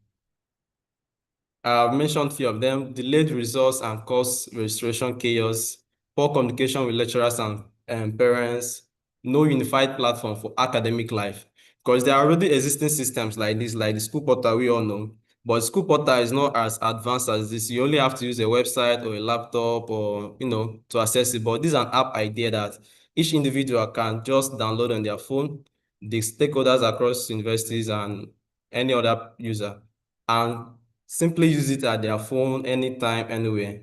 So, and another problem, major problem, is mix of manual methods and old portals. Mix of manual method has to do with paper systems in schools, because some schools still keep files and records in paper files, which can be damaged by fire incidents or water-related cases.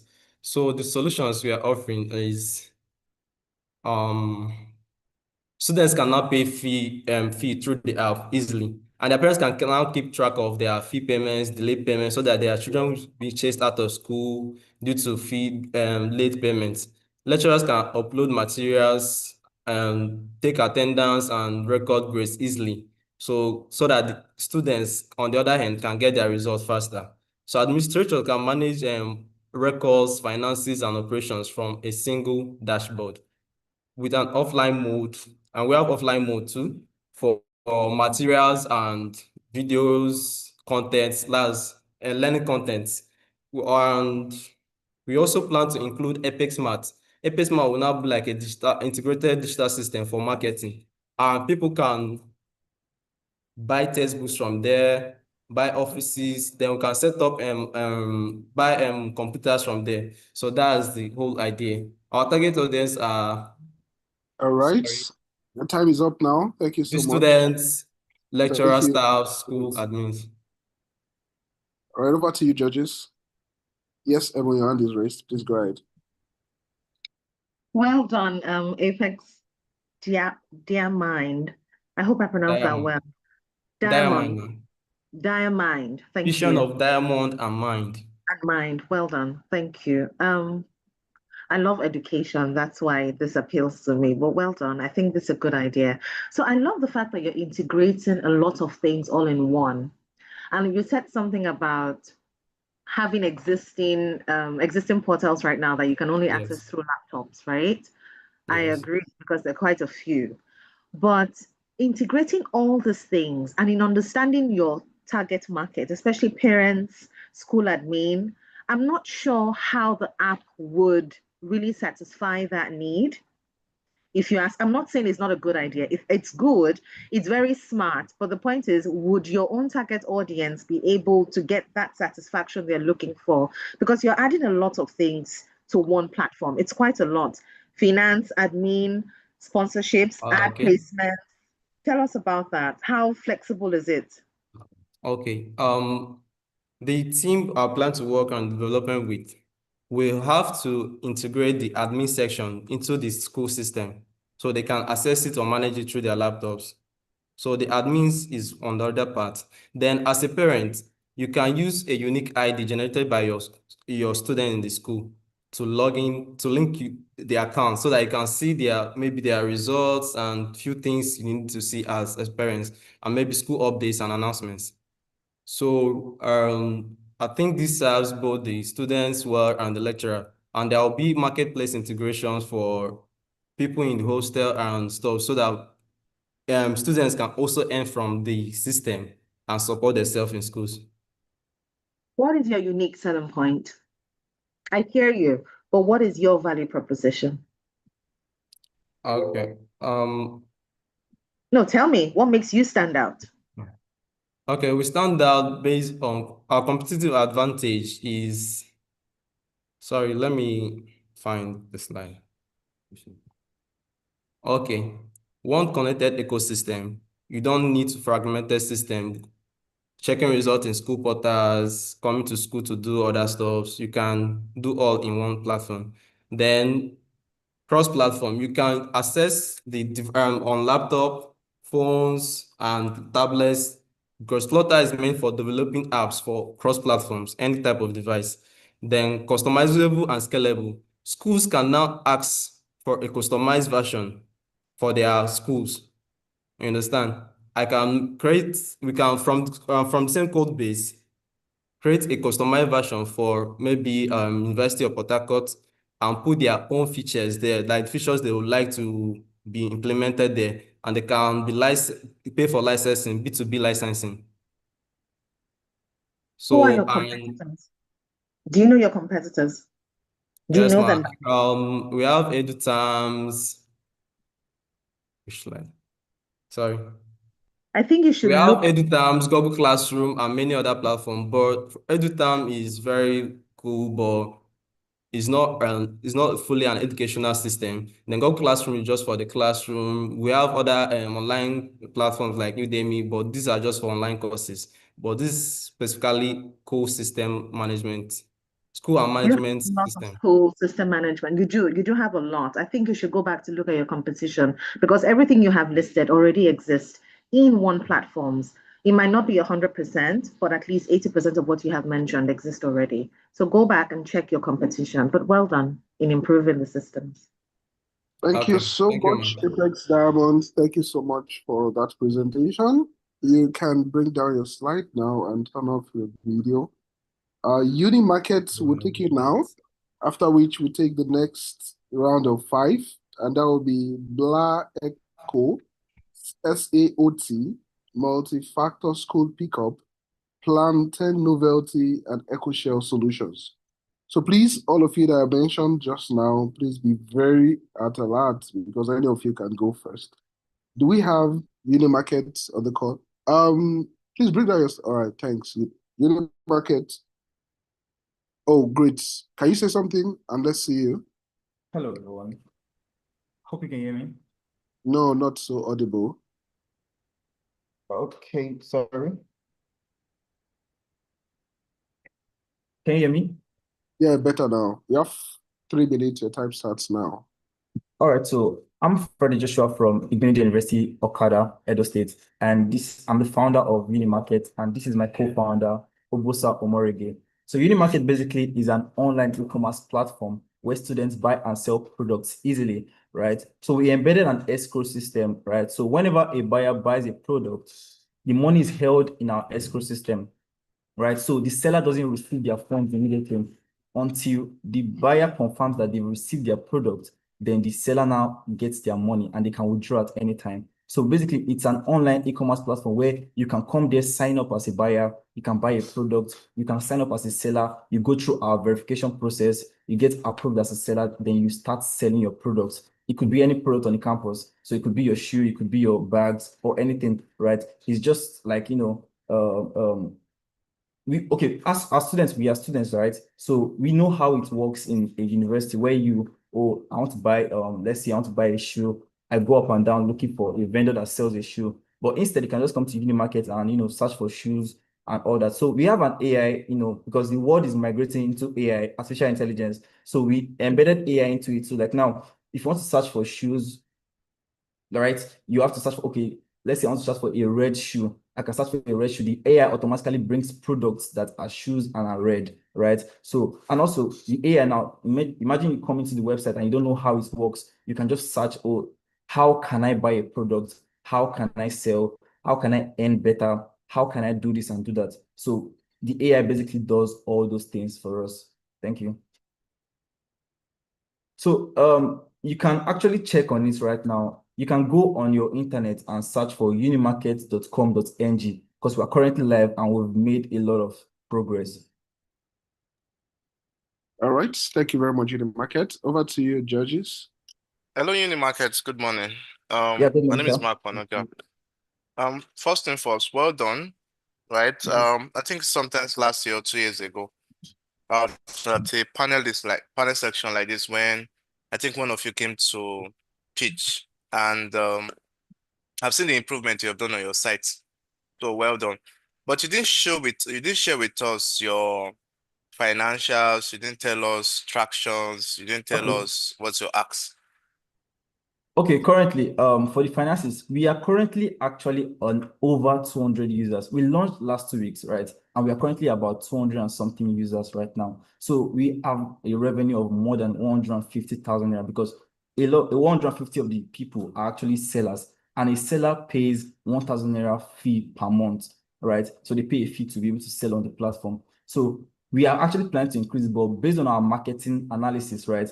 Whenever you launch a startup, you need to impress the people that are coming in. So like we have to reduce the finances to 1,000 naira per month. So as we grow bigger, as we get better to other schools, we actually increase it to more than 8,000 naira. It could be 5,000. I think Gigi actually pays about 35,000 naira per month. So we can actually increase it to about 40,000 naira or so. Okay. What's the volume of transaction that will be done on your platform since inception? Okay, we had I think about 50 something orders, right? Buyers buy products, like it's actually active, like they use it currently like so well. Okay. What's your ask? How much are you asking for? Okay, currently we're actually for the sum of 3 million naira, right? If you have that, what we're going to be using it for is actually we're going to be pushing it into ads, Google ads, Facebook ads, TikTok ads, and we also bring ambassadors into universities. So those ambassadors in those universities actually go there and pitch it to students in their schools. Currently, we have an ambassador in University of Lagos, Bowen University, Babcock University, and we are the ambassadors in Ignition University. So we've gone to a lot of places, right? Oh yeah, even Covenant University too. So, right, if you have the money of 3 million naira, we're going to invest it into advertisement, because what we need right now is just visibility. We need a lot of visibility and trust. All right, thank you. Well done, guys. Yes, sir. Thank you so much. So you can bring down your slide now. I will take the next presenter. That's Bla Echo. Bla Echo, can you unmute and say something?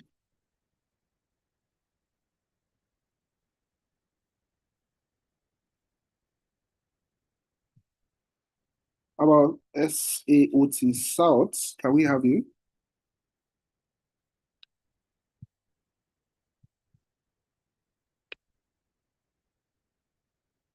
Yes, sir. Yes, sir. South is yes, sir.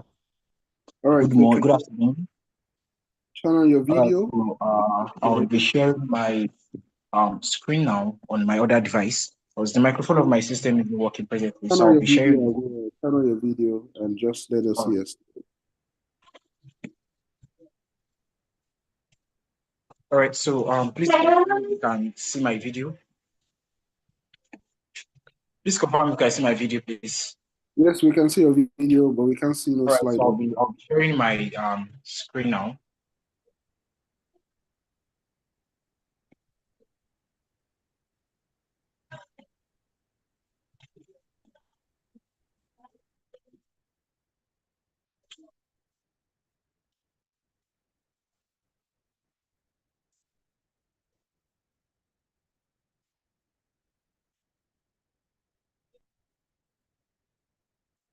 All right. So please confirm if you can see my slide.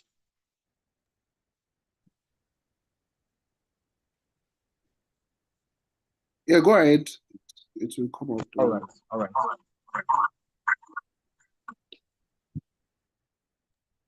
Okay. So good day, judges. Thanks for having me today. Okay. Good day, judges, and thanks for having me here today. So this is South, and I'll be sharing a story of how South came up. So here's the story of my dad, who owns a farm in Erumu, located in the outskirts of Ibadan, Oyo State. He grows yam, cassava, maize, and other farm produce. But in 2023, an incident happened where he lost over 80% of his farm produce due to several reasons like pest and insecticide, lack of sustainable farming, and also poor irrigation practices. And which is why we built SOUT, Sustainable Agriculture Optimization Tool, and is a tool for farmers to make farming easier, sustainable, and think of SOUT as a tool that gives farmers real-time weather analytics, automatic and manual irrigation, and also smart farming security features. Now, our target users for SOUT are environmental NGOs, small to medium scale farmers, agricultural enterprise, and also government agencies. Now, our traction so far, although we've not started making sales for SOUT, but we built a functional prototype that moved from prototype stage to the pilot testing stage, whereby we've tested this on over 100 plus farmers' farmland in Ogomosho here. And also currently is also undergoing a pilot test in the Lautech Teaching and Research Farm, which allows us to know how well SOUT will work out in real life. And also we've gained user feedback from farmers. And I think one of the major factors that really helped us in user feedback was when the farmer told us to add intrusion detection, because most of the farmlands in Ogomosho here, animals enter, like cow, they enter their farm and eat up their farm produce, and which is something we have implemented already, and this has really, really helped farmers. And also we've gained an innovation recognition in London, where we presented South to potential investors there. So our business model is one-time hardware purchase, which goes about $150 upward, depending on the size of your farmland.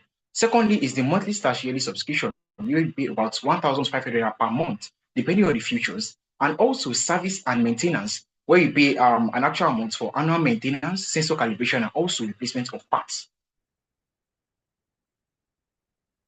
Now I'll ask, although ₦1 million is not enough, because hardware business in Nigeria requires a lot of funding for starting up, but our request is ₦10 million, which part of the money will go into securing a space for us, and also to employ few staffs that will help us skill out, that will make us skill out to other farmers. And also we require mentorship from people in the agricultural space who have ideas and knowledge on how well this will work out. So use of fund, 40% will go into hardware production, while 30% goes into software development, and the remaining 20 and 10% goes into marketing, sales, and operational costs. Now, this is the team behind the solution, which comprise of myself, Professor Tessim Ashafa, who serves as the mentor of the team. Now, impact. Over the last 6 months, we've promoted over 20 rural farmers in Ogomosho here, and they've seen an increase of 40% in their crop yield, and also it reduces the wastage of water and also fertilizers on their farmland.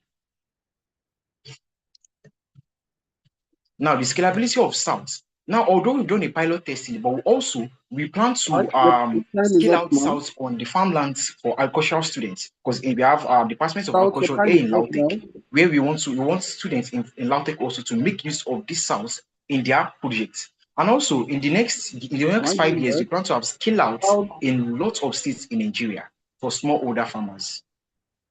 Now, in conclusion,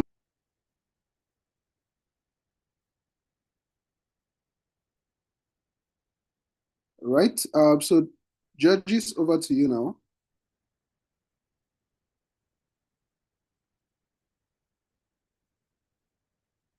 I hope I'm being heard, please. All right, Ebon, I can see your hand. Yes, you are, DG. Okay, Oh, so okay. South, yes, you're heard. South, well done. I wanted you to talk about the 1,500 subscription fees. Do you already have people using that platform, and do you have farmers paying that already? You're muted. Jude, could you please unmute the mic?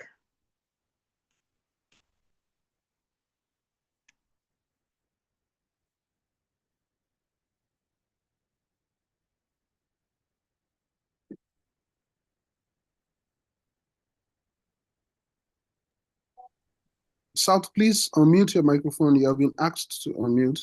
all right. Oh, so sorry. Go ahead, South. All right, so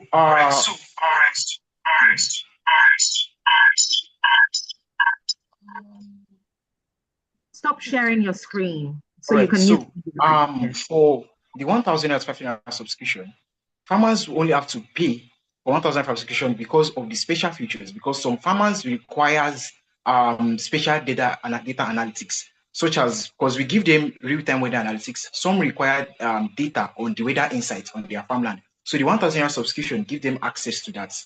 And we try to reduce that. Already paid for it, South. That's what I want to know. That's why we go about 1,000 to 1,500 per month. And for now, we don't have users using the mobile platform because we haven't tested it to that level yet. Because for now, we have about 100 plus farmers alone. So I don't know if that answers your question. It does. Thank you. All right. Thank you so much, South, for that presentation.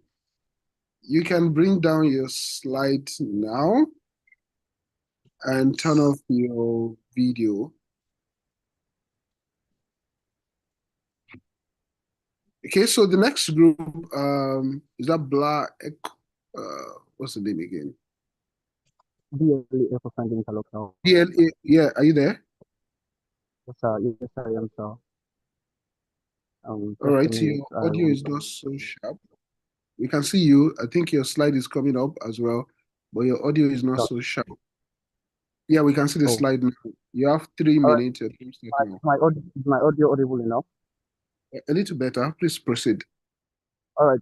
So, my name is Otielo Ayola Joshua from Lagos State University of Education, a final year chemistry student from the Department of Chemistry Science. I bring to you eco-friendly interlock made out of melted plastics. So, 2 years back, while I was in 100 level in my place of residence in my hostel, I was rushing to school for an exam. Then I was holding my dockets and as well my writing materials. Then, due to the bad road condition, I failed and I threw my docket into the gutter. So it was really a tough time running to the cyber cafe to print another. Then after the exam, I thought of it and I was like, no, this can't happen again. Now this is happening to me. I will make sure it's not happening to somebody else. So I sat down and I came up with an innovation whereby you mix melted plastics and sand at different ratios, then it gives you what? An eco-friendly material, an eco-friendly interlock. Now, what this eco-friendly interlock does is, it is made out of HDPE plastic, high density polymer, and PET plastics, whereby I mix them with sand at a perfect ratio, then produces an eco-friendly interlock, as you can see on my screen. According to estimation in Africa, Africa generates about 6.5 million tons of plastics annually, and specifically in Nigeria, we generate about 2.5 million tons of plastics, in which 15% of these are recycled. So now to curb this, I came up with an innovation called the VLA eco-friendly interlock. Like I said earlier, where we convert waste plastics into eco-friendly materials. Presently, our innovation works in line with the Sustainable Developmental Goals, the SDG Goal 9, the SDG Goal 12, the SDG Goal 14, and the SDG Goal 15. About 2.5 million naira, about 2.7 million naira revenue profit has been stated and has been, according to our profit analysis, about 2.7 million naira will be made as profit from a 100-meter square walkway using the VLA eco-friendly interlock. The cost of production for one interlock is about 460 naira, using gas as the means of heating for efficiency and perfectionism. The cost of the selling price for one eco-friendly interlock in the market is around 700 to 1,000 naira, depending on the institution we are selling to. Presently, my target audience is the government, the private real estate sectors, and green innovators enthusiasts that are passionate about getting eco-friendly materials. So with this grant, I would be able to scale up my production from a manual production to a semi-automated production.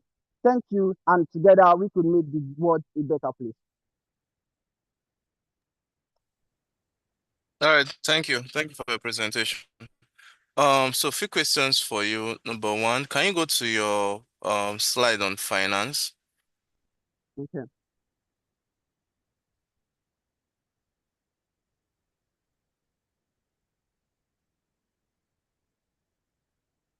All right. So since you started, when did you start this business?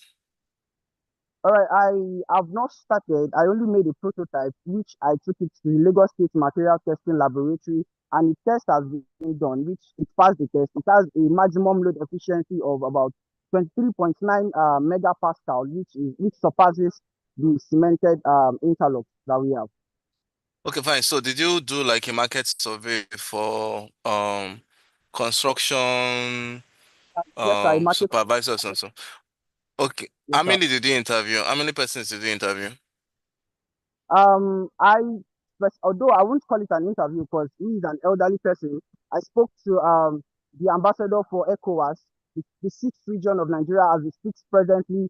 He has taken the proposal to Abuja to patent the business. So I spoke to him about it. Then we run a survey of 100 square meter, 100 square meter walkway, whereby if we have this 100 meter square walkway done with eco-friendly interlocks, it will give a revenue of about Wait, 2.7 million naira. wait. I got that it to be the revenue. Did you speak to any construction person? Did you run surveys on them? Because these are the guys that normally will be using your products. Did you run a survey on them? No, sir, a survey has not been run on those particular aspects, sir. Okay, fine. So survey has not been run. You just have only a prototype. Um, what But it is your has, but ask? it has, How much do you? but it has Hello? been taken to the Lagos State Calm down now. testing. Calm down. Yes, sir. We had that. I had that. What you said there. What's your ask? How much are you asking for? With the grant of about 1 million naira, I could use that to progress production skills from total, because presently I do things manually. I would be able to progress it to a semi-automated means of production. What are you producing? What are you producing it for? You have not done a market survey to find out if people would be able to accept your product, especially the construction guys. I said that earlier, we're producing and supplying to real estate contractors, both governments and private organizations, and bring innovators, enthusiasts that want to adopt Have you eco-friendly. supplied to any real estate organization? No, sir. You have not. No, sir. All right, that'll be all for me. All right, sir. Thank you so much, Black Echo. That was a wonderful presentation. You can bring down your slide now. Turn off your camera. We go to the next, that's multi-factor school pickup.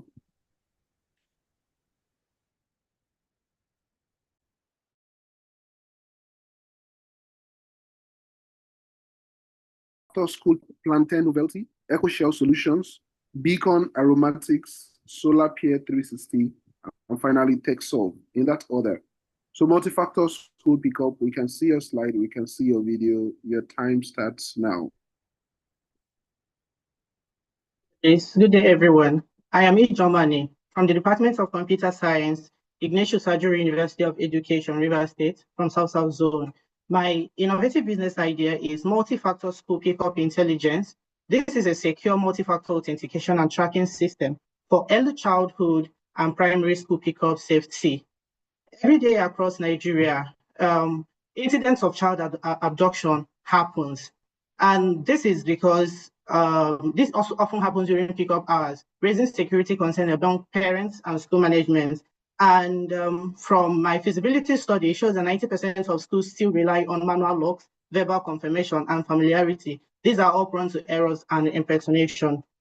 The multi-factor school pickup intelligence is a multi-factor authentication and real-time track that will ensure that only the right person picks up a child and that the child arrives home safely. It will use QR code, OTP, facial checks, and parental consent, which means the parents must approve. And then there will be GPS tracking in real time from home to school until the child gets home. If there is any route deviation, any delay, unauthorized pickup, there will be an alert and the parents will be aware.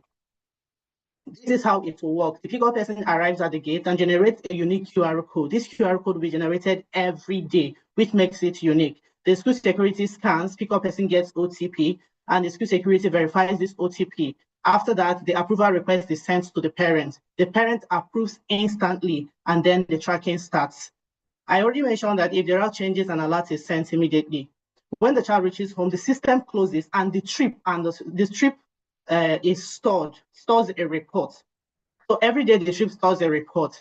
Now, from the feasibility study I did, I see that 91.7% of schools, 91.7% of parents, the ones that filled my survey, agreed, are interested in the system, and 10% from my, I actually got an official list of the schools in my local government, and I visited up to 50 schools. Then these ones are the people that did not give me access to their school. So I gave them the link to the survey to fill. So 10 schools gave me a response, and 90% are interested in the system. So my target audience are the private schools, the public schools, daycare, and early childhood centers. So from my feasibility study, this shows huge and underserved market with high demand for child safety. Every parent is interested. Existing apps only manage queues, smooth operation for teachers. But my system, this system will be built for Nigerian schools, specifically for Nigerian schools for their safety, and then and parental consent will be added. It will be NDPR compliant. Tracking the entire journey until the child gets home, and it will be affordable for all school types. We'll see how.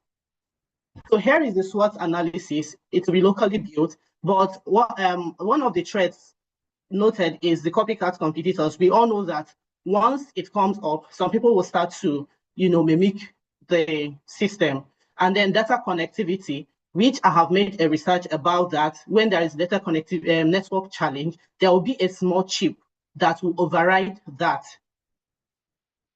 The revenue model, this will be a subscription-based model where we'll have packages for the basic, standard, and premium. The basic will pay 120,000, standard will pay 180,000 annually, and then premium will pay 300,000 naira annually. And I intend to partner with state governments to fund and get it adopted in public schools. With my revenue model, which we'll see, with my financial analysis, which we'll see in my next slide, the break-even is intended to happen in year 2 with 90 schools onboarded.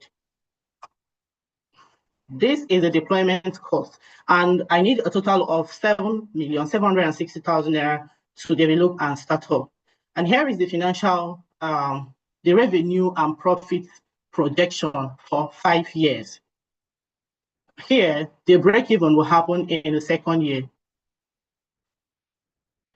My market plan, I will leverage a 4-month market plan, direct school visits, engage with parent-teachers association, simulate this with them to build trust, digital outreach via social media, and engagement with educational associations like National Association of Proprietors and Private Schools. Then there will be demonstration session or free trials to offer pilot schools.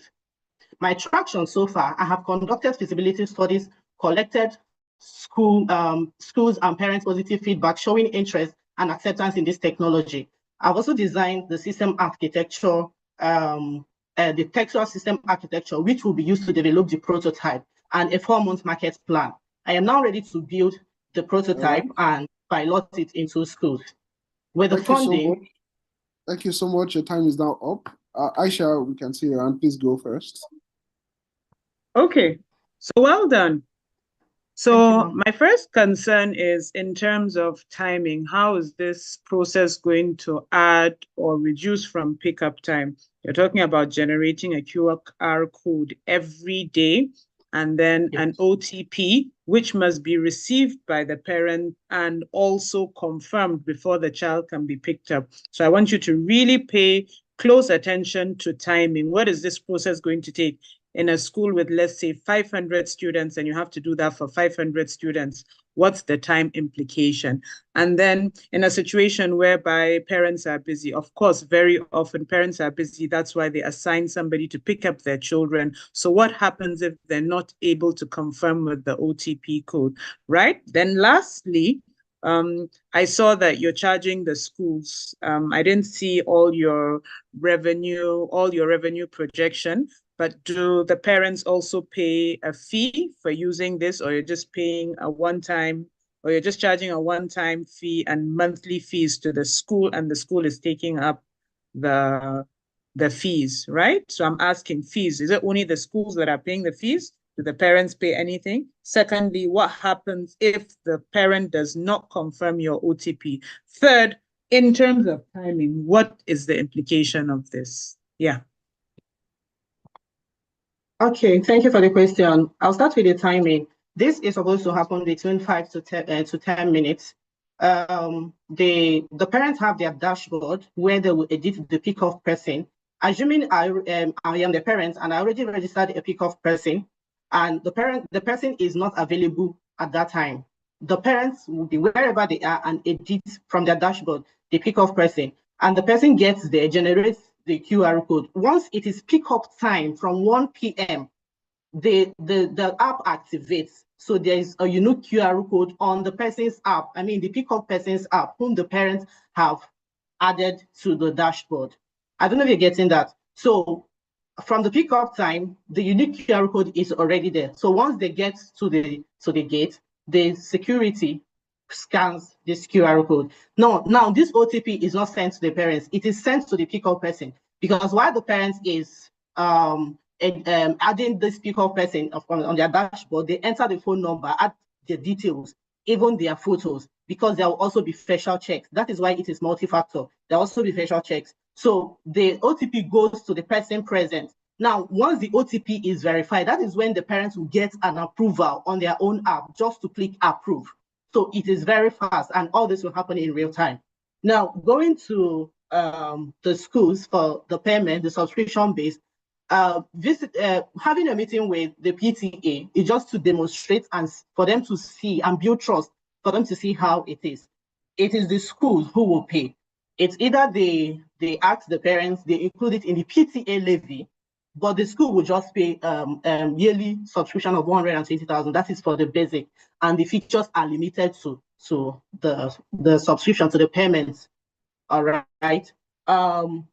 Yeah, I mentioned that the OTP will be sent to the pickup person, and not the parents will only receive the approval request to approve. I don't know if I answered all the questions.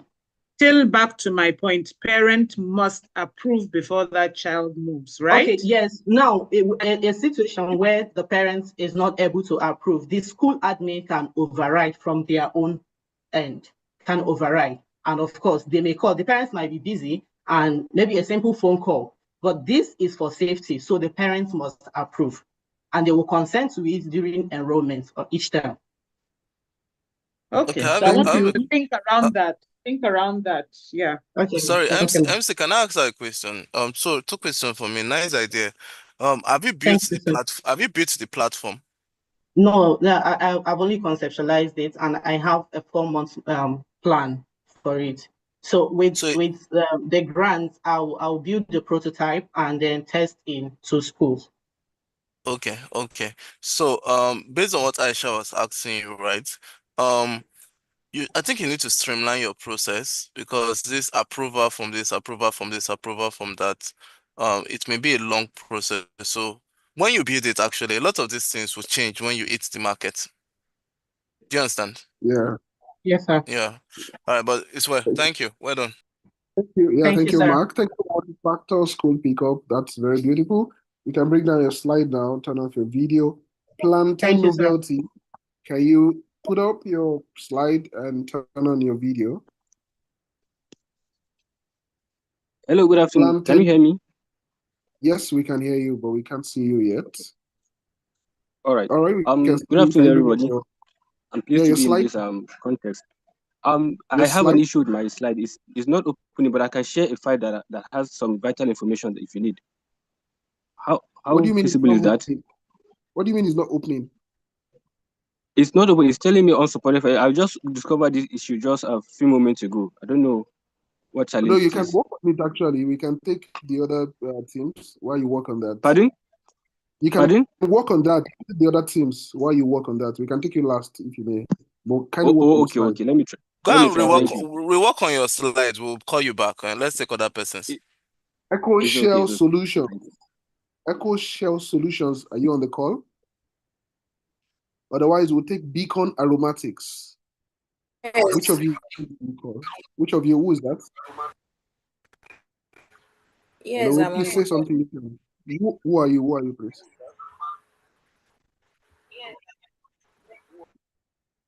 Who are you now? Echo Shell is on the call. Okay, Echo Shell is on call. Fantastic. So please turn on your video and put up your slide. You've got 5 seconds for that. Gina Abdikarim.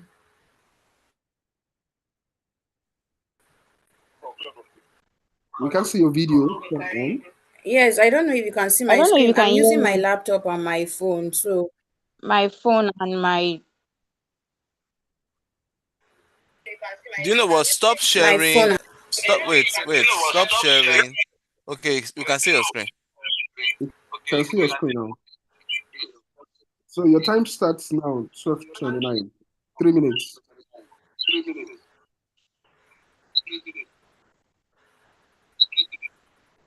Can I start? Can I start? Yeah, you already lost 20 seconds. You lost 20 Yes. seconds already. I didn't hear you. You said what? I didn't hear you. You say what? We may not be able to take you now. Please start. Okay. Good Okay. morning. Good day. Good My name morning. is Good day. My name is Medina Karim, Wait, Mute one of your founder devices. of. You've got You two need to devices. Mute log one. out from one of your devices. Not even mute. You should log out from the one you are not using. Log out.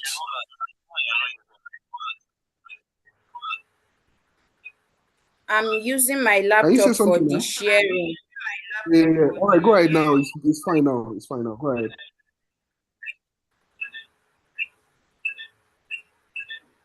Okay, good day. My name is Echo Medina Shell. Abdul Karim, founder of EcoShell Solution, a green enterprise transforming poultry eggshell I'm waste sorry, into wealth. MC. Can she just log out of her phone? You don't need the phone if you've got the laptop, your laptop speaker and microphone works.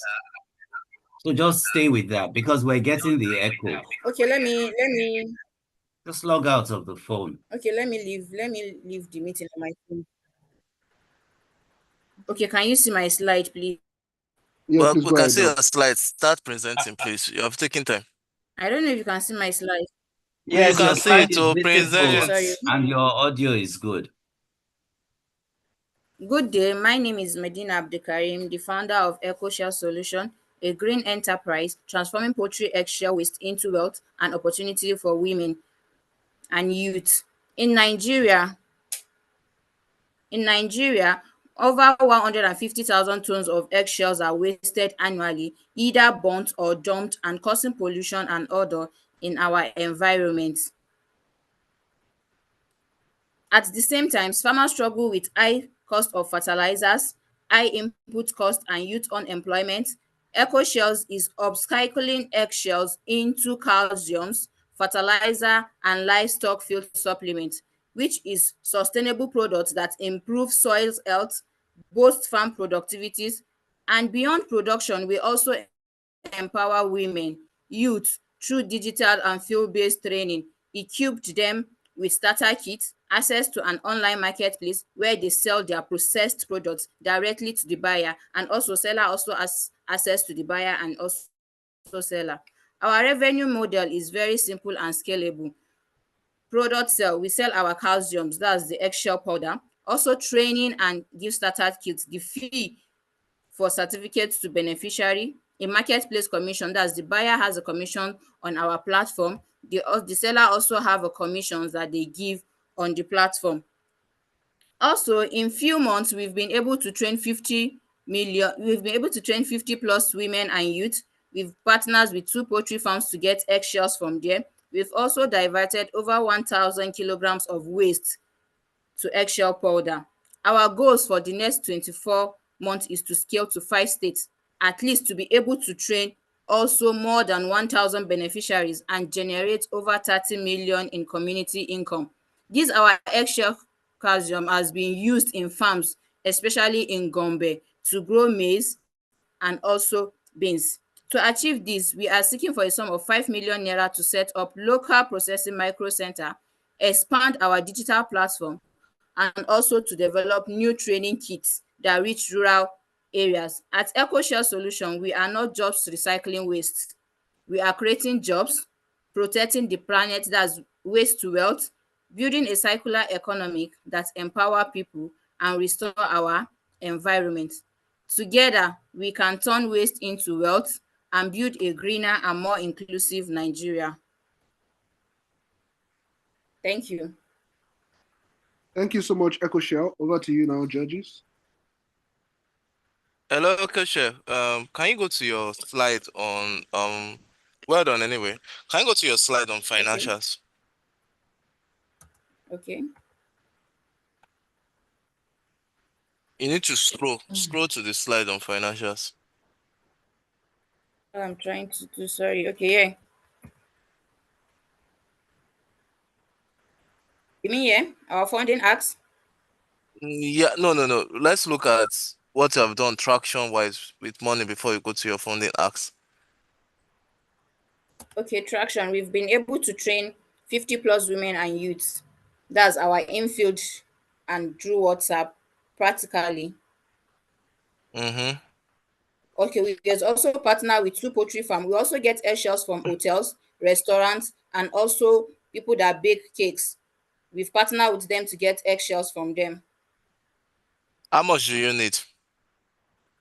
5 million naira. So what is the breakdown of what you intend to use the 5 million naira for? Okay, basically the 5 million naira will be used to launch our web and also our mobile platform. We are planning to set up at least microprocessing center to equip more people and more women in able to train them physically. Also to get a digital taster kit for these trained women, and also a platform that the user, the buyer and the seller can communicate to each other. Also planning in the next after 1 year to export our calcium outside All the right, thank you. country. That's all for me. Okay. Thank you so much, Echo Share. You can bring down your slide now and turn off your video. Thank you. Is Bacon Aromatics on the call? Can you say something? Yes, we're here. All right. Can you bring up your slide and turn on your video?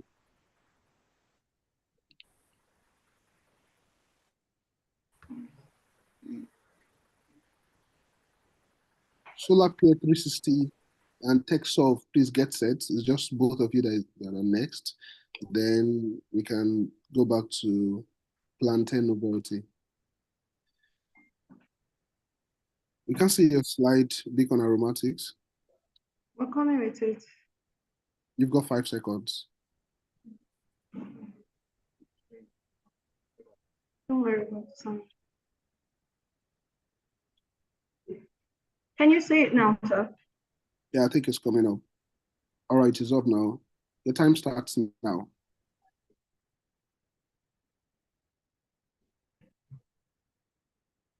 Hello, everybody, our distinguished judges, and my fellow participant and contestant.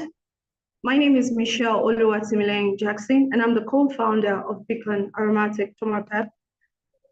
According to a report by FAO in 2020, tomato stands as the most consumed vegetable in Africa, and Nigeria ranks as the second largest producer of this precious produce in the continent. We produce over 2.4 million tons of tomatoes yearly, but sadly, over 45% of this produce goes to waste, either due to poor storage or preservation. Therefore, this problem brings about 40% post-harvest losses for our farmers, seasonal scarcity and price hike fluctuation for the household users. We also have high dependency on imports and limited access to natural produce. Therefore, my team and I came up with the solution, which we tag the Beacon Aromatic Tomapep. Our solution is 100% natural tomato and pepper paste blend. It is preservative-free, the airtight packaging, and it has a shelf life of 1 year without refrigeration. Our revenue model, we have the B2C, which is the business to customer, household, students, and online orders. We also have the B2B, which is the box supply to our restaurants and various food vendors and businesses. Our pricing cost per jar is 1,620 naira, and our selling price is at 2,500 naira, leaving our profit margin to be at 880 naira, meaning our percentage is at 35.2%. And thus far, we've sold over 323 jars as at the time. Our impact on people. We've supported over 10 farmers by reducing post-harvest losses. We've also created job opportunities for 25 women in the aspect of the recycling of the bottles which we use for our products, and also for the washing of the produce when we get it from the farmers. We've also helped in reducing post-harvest losses and reducing air pollution in the environment through rotting of tomatoes. Thus far, we've generated over 800,000 in our revenue due to the constant production of our produce and product demand from our customers. Our capacity and operation. We have skilled production team. We have a technology-driven process where we have a filling machine, we have the stainless grinding machine, and also we have a strong supply chain relationship in the sense that we have our representative and also our sellers in 6 different states here in Nigeria currently. We also have a strict quality control where there are no additive, no preservative added to it. Our scalability. As we expand, we intend to look into greenhouse production so we can ensure availability of our products all year round. We also have increased processing, looking towards increasing processing capacity, and also automation for large-scale production. What makes us stand out? We have the stew full package. When I mean full package, we have the tomato, pepper, onions, tatashe, shombo, all in one. And there is no preservative, no artificial coloring, superior freshness maintained all year round. And our produce is locally and ethically sourced, which gives us the competitive advantage of our location. We're located, our producing site is here in the north. We have the shell life, which I mentioned, and also natural alternative, which is being preserved, which of course, in the dominated markets, we have a lot of concentrated products. What do we need 1 million naira for? We intend to use 50% to scale up production. We intend to use 40% to acquire more machineries, which of course, one of them will include the autoclave machine. Then we intend to give in 10% into our advertisement. Our vision core is year-round tomato availability. Aromatic. Thank you so much. So much. My time is now up. Over to you, judges.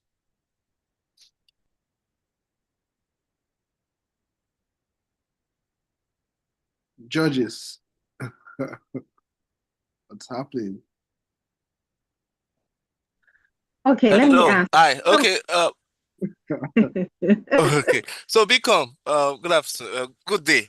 Sorry, I didn't know my mic was muted. Well done. You can drop the jar. Thank you. I've seen it. Well done. I watched your video presentation that was sent. Nice one. So, quick question. When did you start this business? We started as at last year, June, July, towards the ending of June. So first week of July, something around So you that. said you have sold 325 or 75? No, 23? 323 jars. Yes, sir. Okay, 323 jars between then and now. Yes, sir. Okay. How much revenue did you generate? 800,000. 800,000. Okay. Yes, sir. So what's your ask? Okay, we're asking with this 1 million, we intend to push forward with our production. First of all, 50% to go into the scaling up of the production, which involves getting more purchases of these tomatoes on ground. And also from there, we're also going to pay our laborers, which are the women that does the washing for us, and also the recycling of bottles, which helps reduce the cost. Then 40% is also going to go into machinery, the autoclave. We are planning to put our products on shelf, but in order to do that, we spoke with NAFDAC, and one of the criteria, some of the criteria we're given is having the filling machine, the grinding machine, the autoclave machine, which we already have 2 out of this machine, and also a stable production warehouse. And that's why 40% of this money is going to go into getting our autoclave machine. And lastly, we're going to take 10% into advertisement, which is the marketing and social media of our products. Okay, fine. So last question for me. Yes, If we sir. give you this 1 million naira right now, do a projection for us in 3 years' time. How much will you be making, and how many direct and indirect employment will you have created? Okay, on the spot, projecting in 3 years' time from now, if in 1 year we can make 800,000, and looking at that 800,000, because we initially started up, so there were some backlash that we had, which was looking for the packaging, the right packaging. We started out with little plastic jars, but we realized it couldn't hold it here. So looking at 3 years from now, I believe we can hit up to 10 million and above. And also, we will also increase the number of people that will come in as laborers in the aspect of washing of the tomatoes, because we pay them based on the baskets that they wash. So we have to recruit more people to make it much faster. Okay. How many direct employment did you provide with this, your business? 25 thus far. 25. Yes, ma'am. Yes, sir. All right. Well done. Thank you so much. Thank you. Good job. Thank you. Deji, could I just ask a question, okay, if you don't go mind? ahead. I apologize. So, Michelle, well done to you and your team. Do you recycle the jars? Are the jars made of glass, and is that recycled? Yes, we recycle the glass. You recycle them. So do you collect them from the users when they're done, or Yes. how do you get those? Okay. Okay, yes, we have 2 approach to this. Thank you so much for that question, ma'am. We have 2 approach to this. First of all, we get the recycled jars from the women, especially our products. Our company is situated here in the north, and there are some of these women that goes around to recycle this bottle, which of course we have the sterilizer machine that does the washing and the cleaning. And also we tell our students, because part of our B2C are also students, we speak to them and tell them that when they return back the jars intact as it is, we tend to give them a discount on what we sell to them. So those are the two methods we use. And also on little occasions, we tend to buy the bottles itself, but on recycling the bottles, we get them at 50 naira when we recycle the bottles. Great. Thank you, ma'am. Thank you. Yes, ma'am. Good job, Become. Thank you so much. Can you bring down your slide now? Solar Peer will take you now. Solar Peer, if you are available. Otherwise, we go to TechSolve, and we're wrapping this up. Solar Peer, are you on the call? Can you unmute and say something?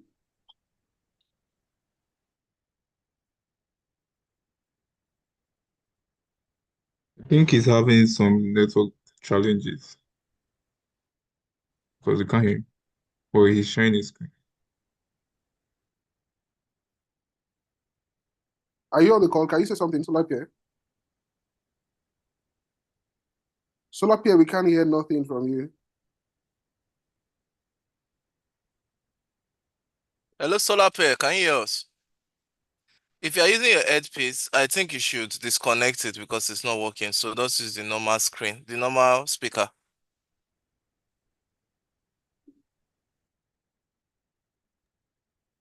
TechSolve, are you on the call? TechSolve.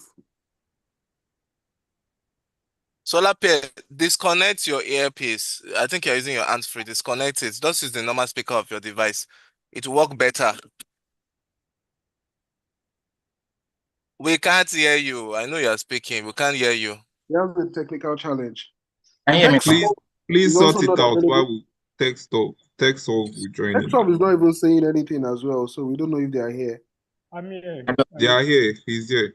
He's there. Can you hear me now? Okay, we can hear Solar Peer here now. TechSolve will take you next. Solar Peer, start. Okay. Oh, you took down your slide, Solar Peer. Please bring it back up. Quickly, please. 5 seconds.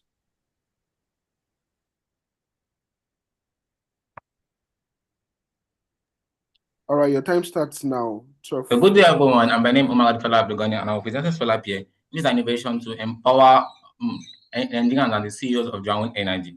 So looking at this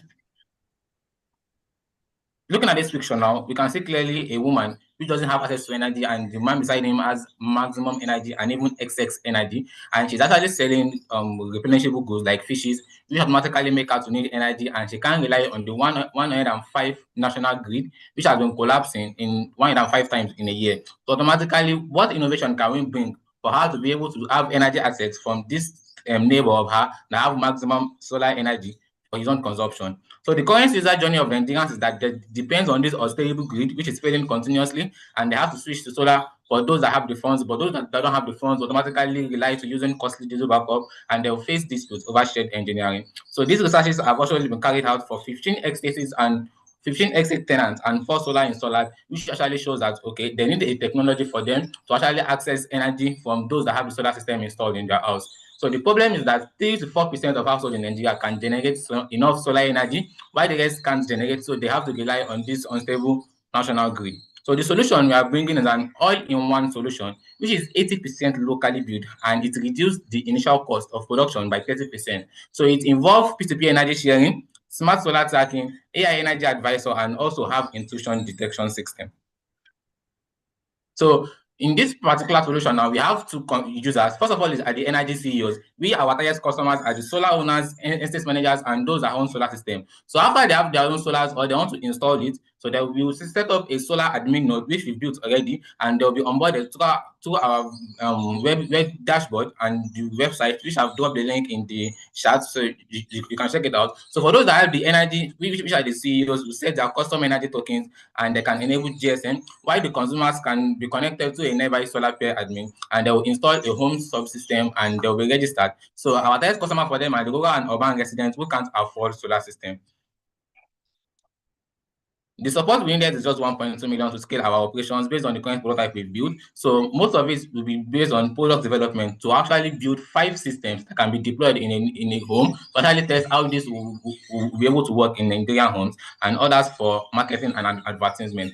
Our revenue stream is that for each admin node we are selling now, for those that have the solar system in their house, they'll be going for 115,000. For each tenant node, that those that we're buying, so that we're tapping energy from those that have the solar energy in their house, it will be going for 85,000 naira, and the transaction fees on every transaction of energy purchased from the consumer to the energy CEOs will be 2%, and up to 92 million Nigerians actually lack energy. So that is our market viability, and our idea is aligning with 3 of the SDGs: clean energy, innovation, and climate action.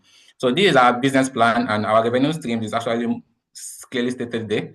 And our same impact that we've actually developed our prototype, which have been deployed in the current research lab here in Filtmina, and that's so that this technology can actually be used. And based on our statistics we've done, where we have this tenant. Solar Pierre, thank you so much. Your time is now up. Yeah, Aisha, please go ahead. Okay, Solar Pair, well done. So I have 2 major questions. So how much research have you done into people actually having excess solar power from their maybe setups in their homes and offices? Have you ascertained that there's actually an excess, that they're able to power all their needs and then have access to, have excess to sell? That's number 1. And then secondly, this model, does it require any kind of regulation? Like, I know we have independent power plants that need to be regulated by the electricity regulating agencies for you to actually sell power to other, to other users. So let me know, have you found out about regulation? Would this product need regulation? Secondly, do people actually have excess power all through the year, even due periods where maybe the output might be a little lower, maybe in rainy season in some places? So go ahead. Okay. So hope you can hear me. So starting from the second questions, yes, we automatically have to liaise with the regulatory alignment and licensing, which is the National Energy Regulatory Council, NERC, and we've made the research about them. So it's until we are fully onboarded and we are ready to deploy, then we actually reach out to them for us to be registered and be licensed to be able to fund transactions between those that have the energy and the consumers that want to buy. And for the statistics, yes, the website is actually built that when you actually onboarded as an energy CEO, so it is you that will be set your custom price, and you only be active when you have excess energy. And based on the research we actually did, which was done by 2 of the team members, we found out that 90% out of all the solar installers in Nigeria actually have enough energy to power all the appliances they want to power, and also they will still even have more energy left, and the next day they will even charge the battery and still have energy on it again. And that is actually not the best way to use battery life. It is better for you to be drained first, and also before you to be charged from start again, just for the actions to take place.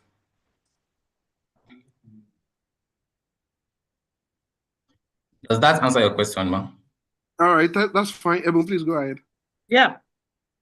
So, Solar Pierre, how have you been able to do a research that people would be interested in pairing their solar usage? Have you been able to do that? And then take me back to your financial pages, please. Let me just see that. Answer the question. Do you think people will be happy to share? The user research we did was that we actually did a lot of tenants. We started from Niger State mainland because of this why it's good, and we did in Ilorin, and the last one we did was in Port Harcourt, where we actually published our paper, and it shows that 80% of solar installers are actually very, very interested in that this less energy they are willing to actually sell it so that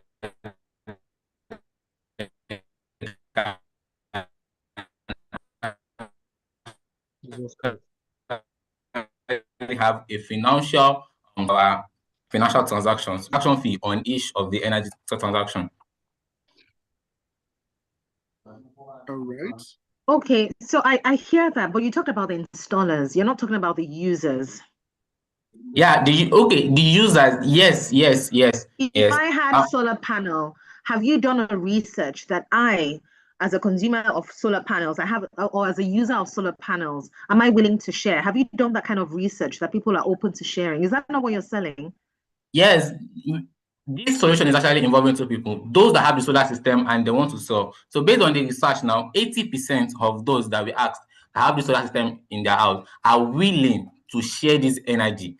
So not sharing alone, but actually selling it to those that don't have. And 100% for those that are actually relying on this national grid are willing to buy this energy from those that want to share to them. I get it. Thank you. My only concern is that how do you even measure the equipment put on that solar panel? If I were to share mine, for example, how will I measure? Is there any form of measurement to ensure that certain equipment are used? Yes, this is the website. This is the website and it has been built. So all the technology is there, and we even have an AI that is powering that each of the appliances that are connected to the solar system is being monitored. So if you even want to control that your fridge should not use more than this energy, it can be monitored on the system you've actually built. So this is the energy, this website and everything that can be controlled from there. From the total energy you've got, the amount you have, and all the appliances you've connected to your system. Okay, thank you. I missed your financial page. I don't know if that exists, but how much will it cost again? I just want to get the figures right. Okay, so for the admin node, let's say you have the solar system in your house now, and you want to be able to share this energy to sell it to others. So it will be 115,000 for the installation, just a simple machine. And for the tenant node, to be able to buy it, it is just 85,000 that will be installed once. So then you can be transacting with a closer someone that have the energy features. Thank you so much. Okay, So thank you. Perfect. you can bring down your slide now, turn off your video. TechSolve, are you on the call? Yes, I am. Great. Can you bring up your slide? Plan 10 novelty, you will be the final presenter. We hope you have sorted out your slide issues. So TechSolve, let's have you in 3 minutes. Your time starts now. Okay. Good day, my distinguished judges, my participants, and my panelists. My name is Udok Ididem Ime from Bells University of Technology, 200 level architecture. And today I'll be presenting TechSolve, an innovative digital initiative designed to transform society by making technology more accessible, affordable, and impactful for everyday people and businesses. What is TechSolve? TechSolve is a digital solution company that helps solving real world problems. And they are used to aim at accessible, especially communities and small businesses that help to limit access to modern tech. Important to identify are inefficient digital services which slow down business processes and affect productivity, limited access to tech tools and support, especially in undeserved communities, high-cost software and digital solutions which prevent startups and SMEs from growing, low digital literacy among youths, reducing their opportunities in an increasingly digital world. TechSoft solutions. The bridge to this divide. TechSoft offers 5 core solutions, which are affordable custom software tailored for small businesses, automation tools that simplify tasks and improve efficiency, youth tech training programs for building digital skills, on-demand tech support for individuals and organizations. The impact we have on society. These solutions collectively lead to improved business efficiency, reduced unemployment, empowered small businesses, improved digital literacy, a stronger culture of innovation. Our core services are how do you operate? Our business model includes service-based revenue, subscription packages, training fees, strategic partnerships, on-demand support. Who we serve? We serve SME students, individuals needing tech support, educational instructions, and community-based organizations. Vision and mission. Our vision is to become Africa's leading provider of accessible digital solutions. Our mission is to empower communities to deliver impactful digital services to develop youth capacity through innovation. And our future goods. TechSoft plans to expand, develop, and advance automation tools, form government partnerships, and create massive job opportunities for young people. Our price estimation for this workout is 1.2 million euro. The breakdown is the software and digital tools, website handling plus domain, which the time duration, which is 1 year, cost 180,000. All the minimal tech setup costs 250,000 euro. The operation and human resources, 420,000, which stays for a time duration of 3 months. The last one, marketing and branding, which is 450,000. The logo branding identity, which lands within the range of 3 months. And in conclusion, TechSolve is not just a tech initiative, it's a movement towards digital inclusion, youth empowerment, and social economic transformation. Thank you. Yes. All right, that's fine. Thank you so much, TechShare. Over to the judges now.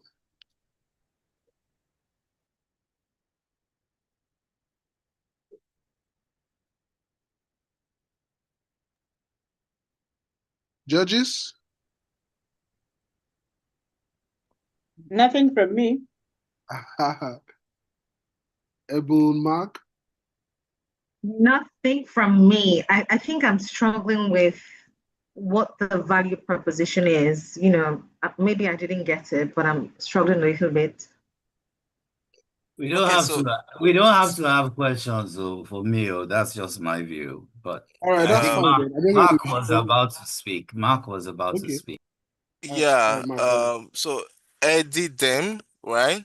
Now you have built this product, right? Have you tested it on the market, or you're yet to test it? I'm yet to test it. You're yet to test it, right? But have you built it? What have you done so far? I've been able to create a website for it. Okay.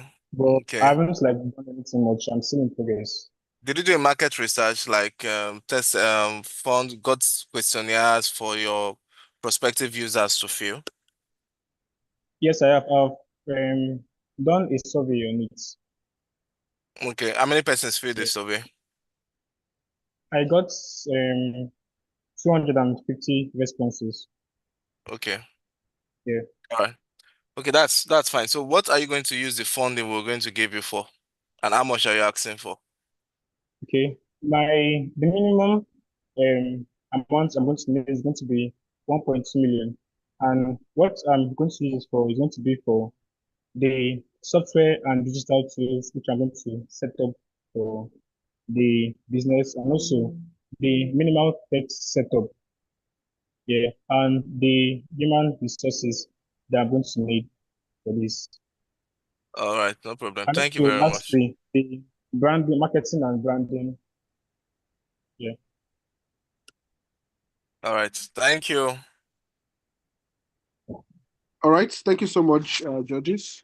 So you can turn off your video now. I think we have the final presentation that should be from Plantain Novelty. Have you sorted out your issues with your slide now? Plantain Novelty. That is supposed to be the final presentation for today. I would wish we are able to take that presentation. Otherwise, we will just make do with the ones we have gotten so far. Plantain Novelty, are you available? Is there anybody that can reach him on the phone or something to speak to him? All right, Jude, could you assist with that? Or anybody from the team at EDC? Okay, I'm already trying to reach out to him. I just hope he picks up his call. Yeah, let's just give him a couple of minutes before we. All right. Okay, so while that is ongoing, I think we can just take, so we are about wrapping up this. We are just going to take a general feedback from one or two judges. Then we get the announcement of the results. Then NEC will close us with the closing remark and we're out of here. So while we're trying to get in touch with Plan 10 Novelty, I think we can get the general remark.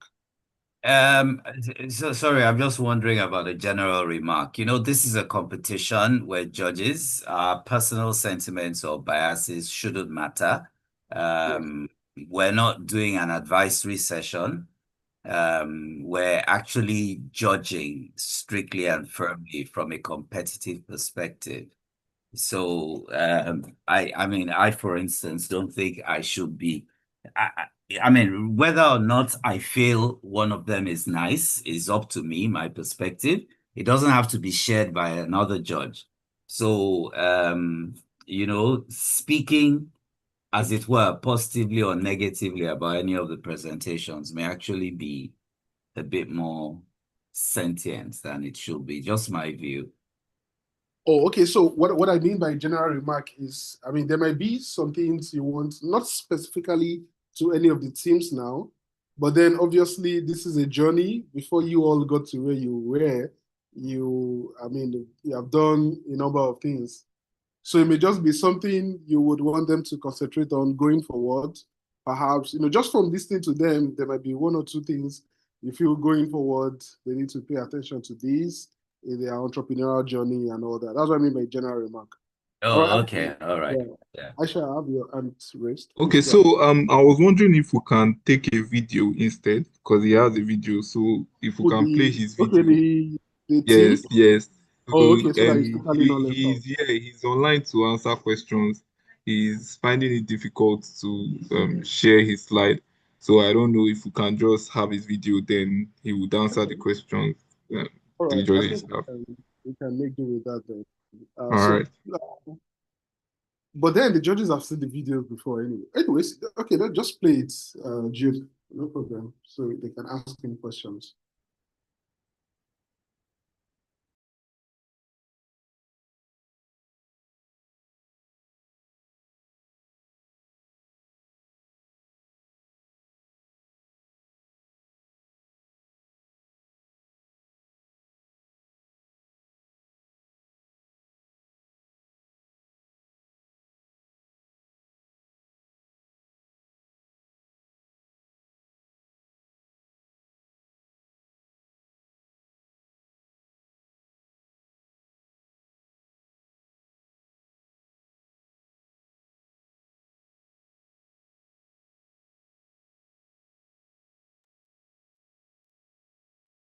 Hello, can you hear me?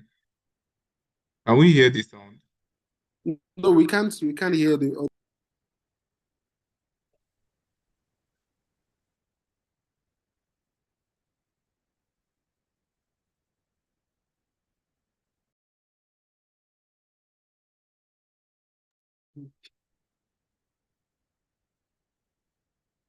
Jude, what's up? Are we able to get the video and the audio?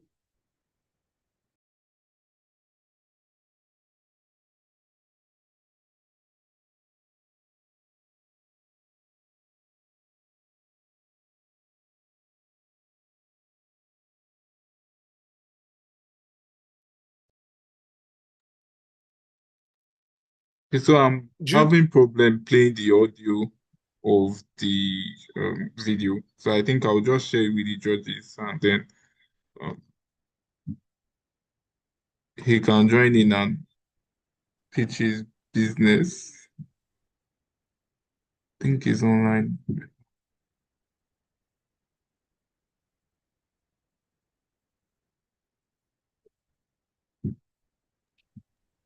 Sorry, Jude, can you just play the video on Zoom from your end so that we all see it at the same time? And if he can talk, he can, you know, answer questions. Otherwise, let's just listen to the video.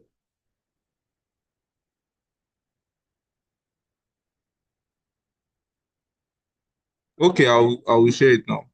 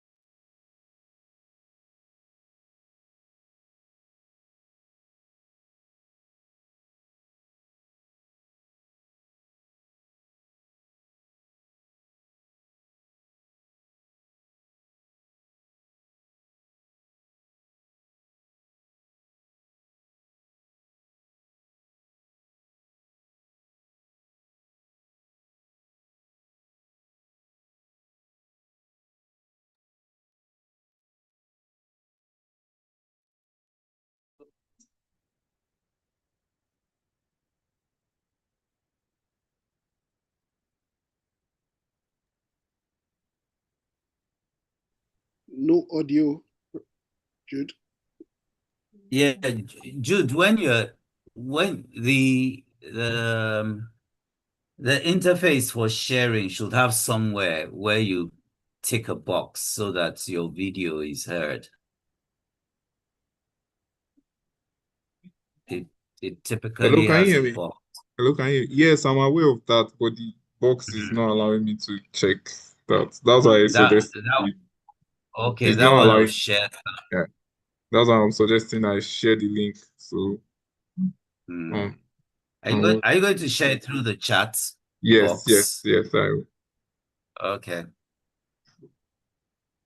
I don't know if anybody can help me to I'm display waiting. this. Yeah, let's just see coming through the chat box. I'll see what I can do here if it works. Can you see it? Okay. Yeah.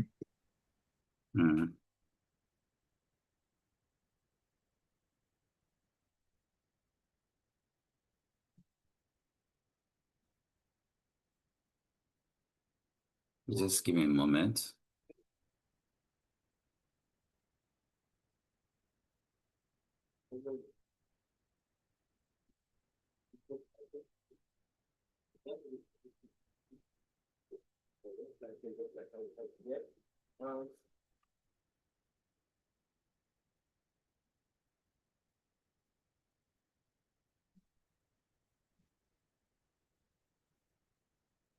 Just give me a moment. Share if you want.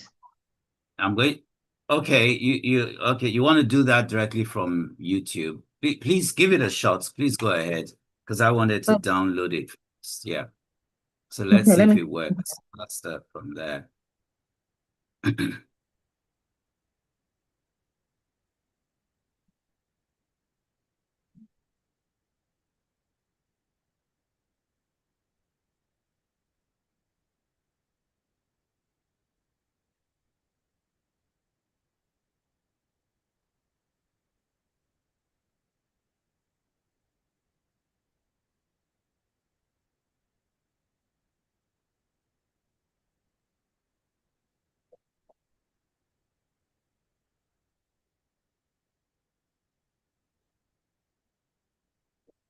Hello, can you hear anything? I can't hear any sound from it. Yeah, no audio. No audio. That's why I said what I'm trying to do first of all is to download it into my laptop, and then because I was able to download the other ones today. Could we just watch it individually and save some time? Well, I'm almost through with watching the video. We've tried to play it several times. If we can all see it, I think it's most important for us to all see it, right?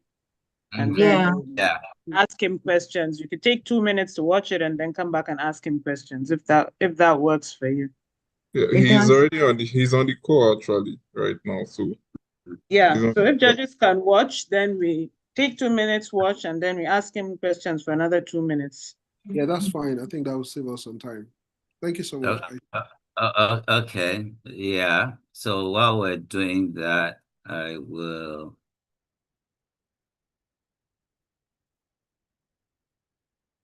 Let's see.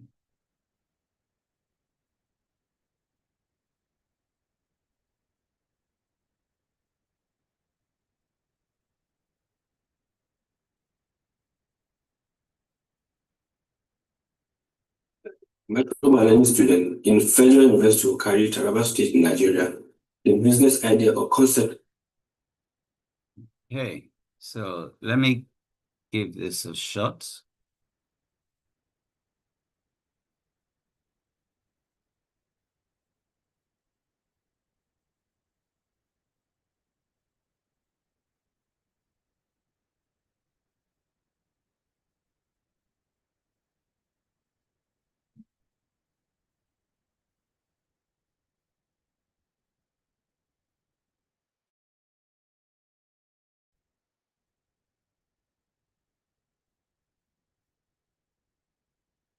One. Hello and good day.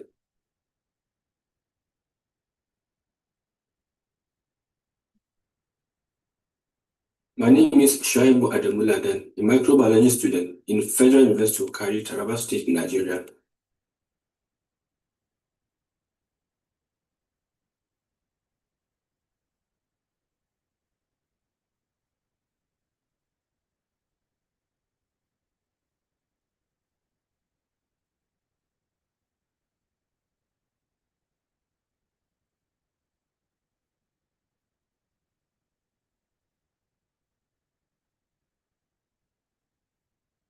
One. Hello and good day, everyone.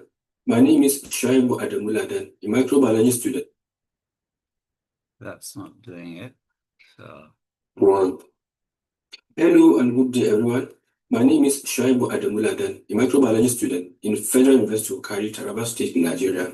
The business idea or concept I have is that of the production of plant-based food from unripe plantain, just like how we have it here, and the soybean.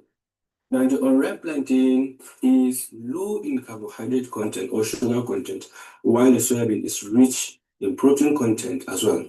Now, the novelty in this idea is the incorporation of the soybean flour into that of the plantain flour, just like how we have here. Now, this is the homogeneous mixture of the plantain flour and the soybean flour that is being processed. And it can be used locally, just like how we have semo, gari, or eba, as we call it in another way, to produce local food that can be eaten with any soup or any choice of the individuals.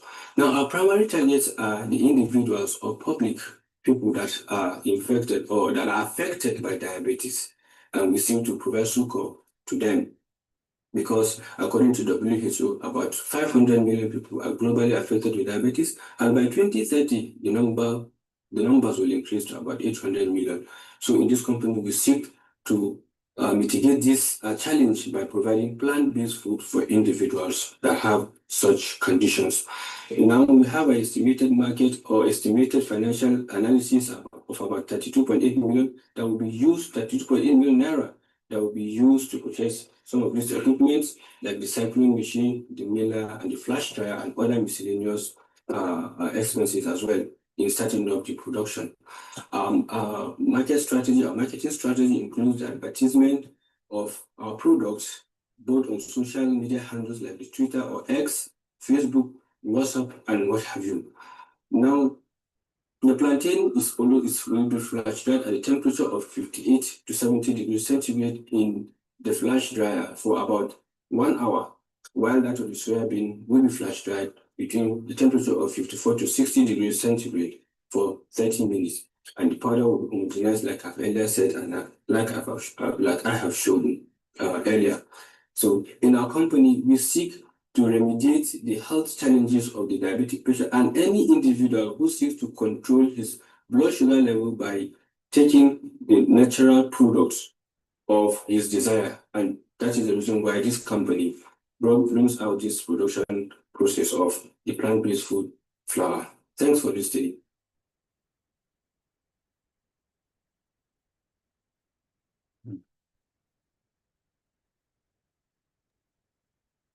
Thank you so much, Jerry, for that. Do we have one question for her? yeah, but is he able to respond to questions at all? Yes, he is. He's currently on the call.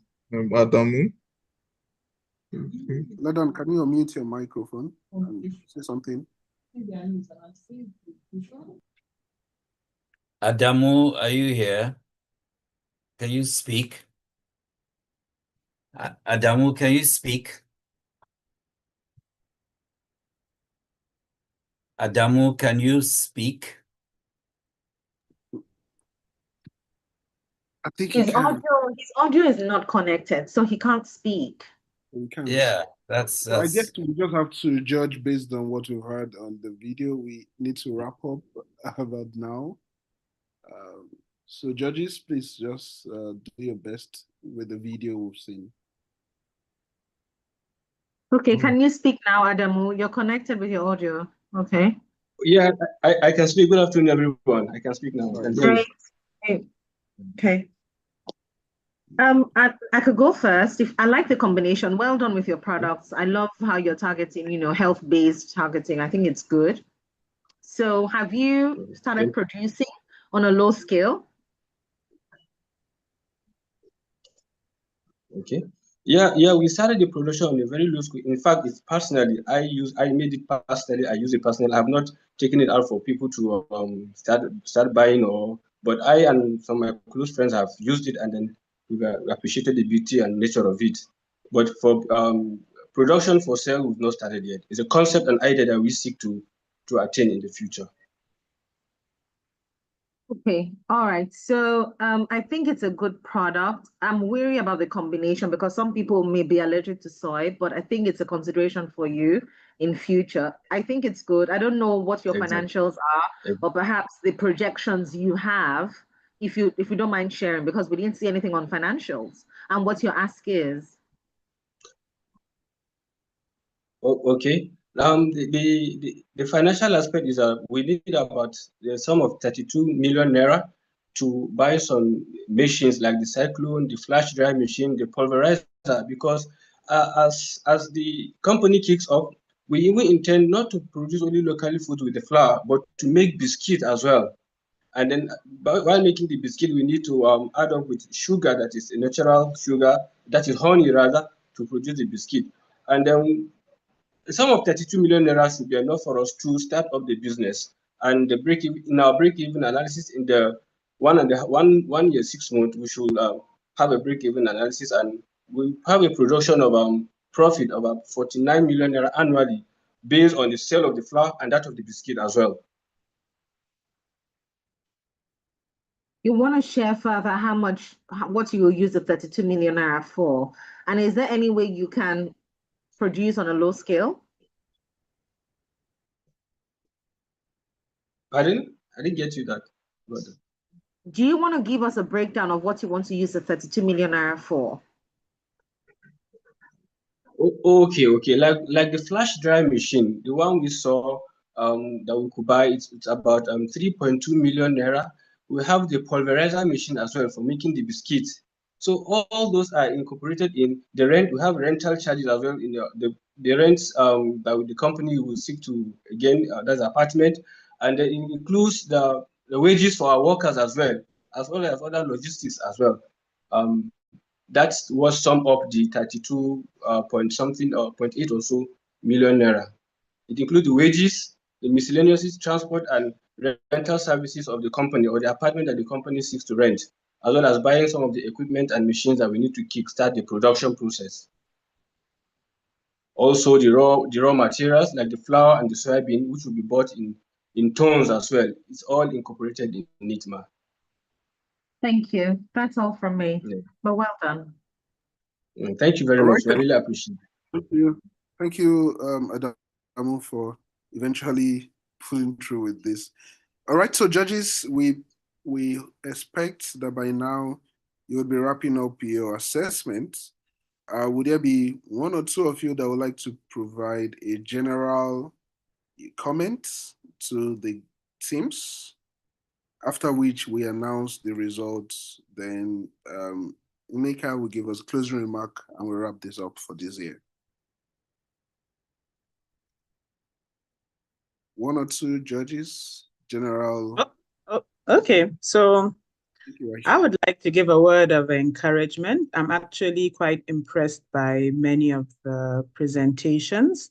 So I think this is a good direction. Our youth are, focusing, and I really like the fact that they are students and they're starting early. So I'd like to say well done. And I'd like to say that this is just the beginning of your journey. It doesn't matter how this turns out. It's not really just about the competition. It's about you actually following through with, your vision, your dreams. Keep on pushing regardless of how this turns out. But this is very impressive. I like the spirit. I like how the mindset is shifting. You know very well that there are not 1,000,001 jobs out there. So you need to be job creators, not job seekers. So you're going in the right direction. And then what happens is that the more you participate in these kind of competitions, the more you get feedback and the better that you get. So this is actually a good thing. So good start. Well done to everybody. Thank you. Thank you so much, Aisha, for that comment. Thank you so much. Any other judge? Just a general review. Or maybe a male judge. Okay. Okay, good afternoon, everyone. Yeah, Let me turn on my video. So well done, guys. I enjoyed your presentation. But just some quick advice. I know we're all students, right? And most of the times, it's the actions that you take right now as a student towards entrepreneurship that really tells what happened to you in the next 10 or 20 years time. So don't be discouraged about some of our feedback. Don't be discouraged if you don't get the funding. I'm an entrepreneur right now because I started from 200 level from school. I started doing stuff from school from there. So I will encourage you not to give up. I think like uni markets, I've seen them done presentation for like 2 or 3 times, and every year they have been building. So take the feedback that I've given to you, go and build more.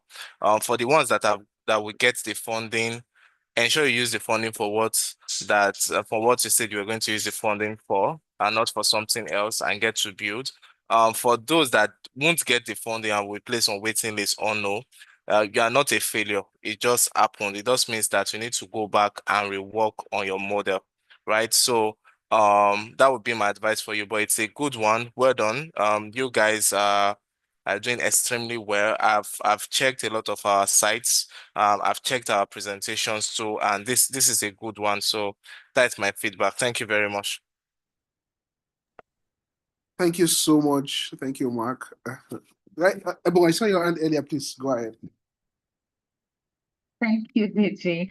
Well done to everyone. I think you all have very good ideas. And like Aisha has mentioned, the spirit, it's there. You're fighting for something. And the fact that you're solving the problems and believing that solution is really encouraging. I think in terms of the technical side of things, your presentation skills really could improve. You should work on that. Like Mark has said, not everyone will win, and it doesn't mean you're failures. Work on your communication. Make your presentations very concise. What are the salient points judges are willing to see? Make it as clear as possible. And as an entrepreneur, if you're not able to communicate your solution clearly and easily, then it's still a struggle. So find a way to simplify what you're offering. And try it with your family members and friends. Do not make it complicated, because the more complicated it is, you are the only one that understands what you're trying to sell. But simplify it for anybody to understand your solution. So work on all the parameters, your communication skills, presentation skills. Some of you struggled with your phone, the technical things. Borrow a laptop if you have to, and know how to work, with digital, have more digital literacy. So that would give you more points. All right. All the best to everyone, and well done to all your businesses. Thank you. Thank you so much, everyone, for that word of encouragement to the teams. Jude, do we have the result now? Or do you want us to take one more comment from another judge? Jude? I think we should take one more comment from the audience. All right, so I think that's jury. The last judge. Let's hear you, please. Okay, I'm certainly not the last judge. Oh, sorry, not the last judge. I'm so sorry. Yeah, well, I know what you meant. I know what you meant, but I'm sure you were referring to me. Because I've spoken very little. And it's one of those days, and this I'm speaking to the contestants. It's one of those days where I've chosen to be very, very firm in my looking or analysis of what's been presented. And that's like saying harsh, but I'm not being harsh. I'm being realistic, because there's the real world out there. It's not, you're not protected from the real world once you decide to step into the world of business. When your business starts running, no one's going to say, oh, it's a student's business, so let me support him. No, you're competing against established brands, businesses with wider experience, You want to set up a mobile cafe for coffee in your campus. What stops somebody else from deciding? I mean, Indomie is already doing Indomie cafes. So what stops them from adding coffee? You know, so it's the real world. And one thing I realize is that you've all been a bit shallow in doing this. My colleagues judging you have said a lot, which I feel you should really take to heart. If you also listened to the questions, I didn't speak in terms of responding to the questions, but listen to the questions. You see that they're trying to probe for a particular type of insights. That means that there is a gap somewhere, which they're trying to get you to fill. Business is like war. But like Mark said, I know lots of people who started business in school, and when they enjoy it and they're successful at it, they never ever have to look for a job. So that, I think, is where you're going. For the fact that you've taken part in this competition, it means there's something intrinsic inside you that you can start to build on. What you need to do is to find for yourself those people who can help you realize that potential. But you also need to be able to be ready to do a lot of the work yourself in terms of increasing your knowledge about the business you want to do. And it's going to be you're going to be surprised to find that within your campuses, there's already a significant amount of knowledge there for you to tap on, and even outside your campuses within the scope of the university ecosystem all over the country. So I'd like to encourage you to take your ideas, whether you win or not. Okay, because you win this competition doesn't mean it's going to be a successful business. All you're doing is taking away a cash prize. Okay, but go beyond this competition and start exploring, how can I make this real? Every single business that's been presented is a good idea. Some more than others, some require more depth than others, but Ebun said something about the simplicity of it all. You need to just find that solution in as simple a way as possible that people would see the value and pay you to be able to access the solution. Don't try to price yourself out of the market by thinking you've got something new. And don't think you're the only one with the idea. There are lots of people with the same idea out there. I don't want to talk too much. So I guess that's just sharing some feedback. Thank you so much. Thank you so much. Thank you so much for that. So we've gotten feedback from all the judges. And finally, I think the moment we have all been waiting for is now here. In fact, I wish we have the audio for a drum roll. So one of the judges would announce the results to us. After the announcement of the results, then NECA would come on board to give to announce the prizes for the 2025 National Enterprise Challenge, and would give the closing remarks as well as the vote of thanks. And that will be all for this year's edition of National Enterprise Challenge. By the way, it's been an interesting time with you all. We apologize for stretching beyond the time we had planned to end this. We sincerely apologize for that. On behalf of the organizers of this, we sincerely apologize. Thank you so much to all the judges as well. Over to you now for the announcement of the results. My name is Ayode Jajibade. I'm from Babcock University. It's been a wonderful time with you all. Thank you from here. Bye.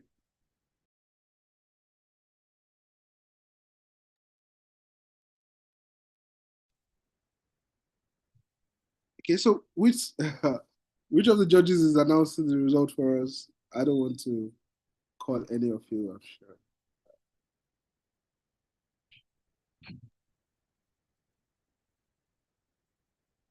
Okay, if you want me to recognize somebody. I think Mark has been very vocal today. Mark, do you want to help us announce the result?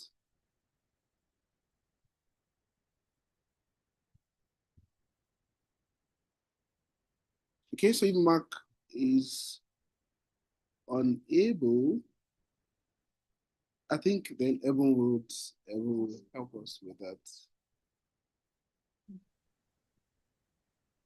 Hey, Tichi. So we have the winners.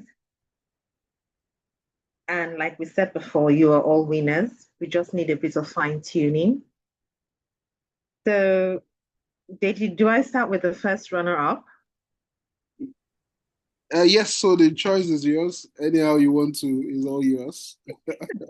I remember competing at NYC, and I was the first runner up, and I competed, so it's still ringing in my head. So let me start with the first runner up of this competition. Well done to everyone, and that company came up with 59.75 as an average. First runner up is the People's Assembly. I can't see your applause. Please show your reactions, please. Well done. I can't see them. I don't see reactions here, but we need to see. Well done. Well done to everyone. The second runner up came out with, I think I should have done it the other way. So 55% is Kelani Hair Essentials by Anoribe Precious Chinelo. Well done. I liked your idea. Very good. We liked the organic hair products. Well done. And the winner, okay, so second runner up. Awesome. So can I go on to the winner? I'm seeing the slide for, you're welcome, the assembly. Now, the winner of this year's competition is Beacon Aromatics, Michelle Oluwatimileyin Jackson. Well done. And congrats to everyone. Thank you. Thank you so much, everyone. Mark, I think you're talking, you're muted. No, I wanted to just tell our Beacon Aromatic, congratulations. Good idea, good execution. Thank you, sir. Good idea, good execution. We wish you the very best. All right, thank you, judges. Yeah, Nneka, over to you.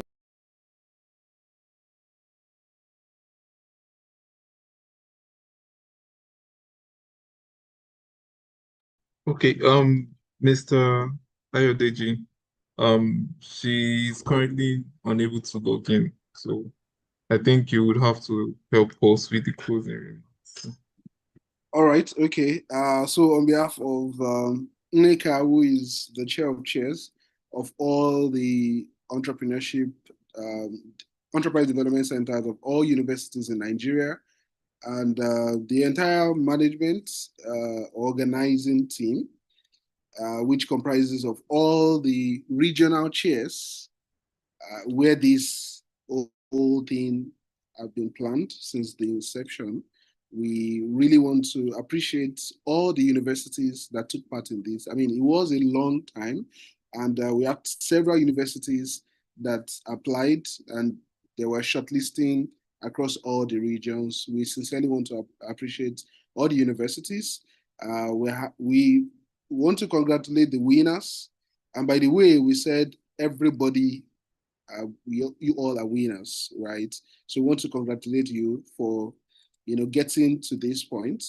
And you're not yet there. In fact, I like what one of the judges said, that even if you ended up being the winner today, it doesn't mean your product is the best or something. So this is only a charge to make you to do better, right? There will be consolation prizes as well to other participants. We really want to appreciate you. And to our panel of judges, thank you so much for creating time. We know it's usually not easy to detach you from your enterprise, but you have taken time to be with us for this number of hours. We sincerely appreciate you for that. Please be there next time we come knocking on your door. We are sure you will not just leave us alone. Thank you very much, Jude, and your entire team there, the technical crew. Thank you so much for the platform and everything that has gone on well. Thank you, Beacon Aromatics. We can see your video. We can see. Thank you so much. Congratulations to you. Congratulations to your university as well. Okay. I would like to also add. Sorry about that.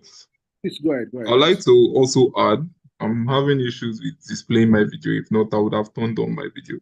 You guys have done wonderfully well, and we will be contacting each and every one of you soon. I know you guys shared with us there is consolation prizes for all of us that also could not be part of the first three, and we will also share that with you as well. But aside that, we have engagement for all of you from us at Enterprise Development Center, and you'll be contacted accordingly, especially because of the wonderful works you are doing. For those people who had products that are not yet in the market, but they had very good ideas, we noted all these ideas, and we believe that with more mentorship and follow-up, you guys will be able to do a lot more. So we'll definitely reach out to each and every one of you and have more conversations on how to take your products to the next level. Thank you very much, Mr. Thank you, Jude. We also want to appreciate those dignitaries that came in briefly to see what we're doing here. We had the Vice Chancellor of Ignatius Ajuru University came in. He was with us at some points. That's Professor Oke Onuchukwu. And we also had the Permanent Secretary, River State Ministry of Youth Development joined us. Ruhuma Chinedu Keje was also here with us. We sincerely appreciate everyone that created time for this. So thank you all. From all of us here, we want to appreciate you and say, may you have a wonderful day ahead. Bye from here. Thank you. Bye, sir. Bye-bye.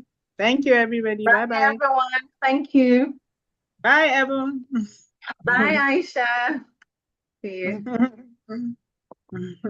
Bye, everyone. Have a wonderful week ahead. Cheers. You too. Bye-bye. Bye, Aisha, Ebu, Mark. Aisha, bye. Bye.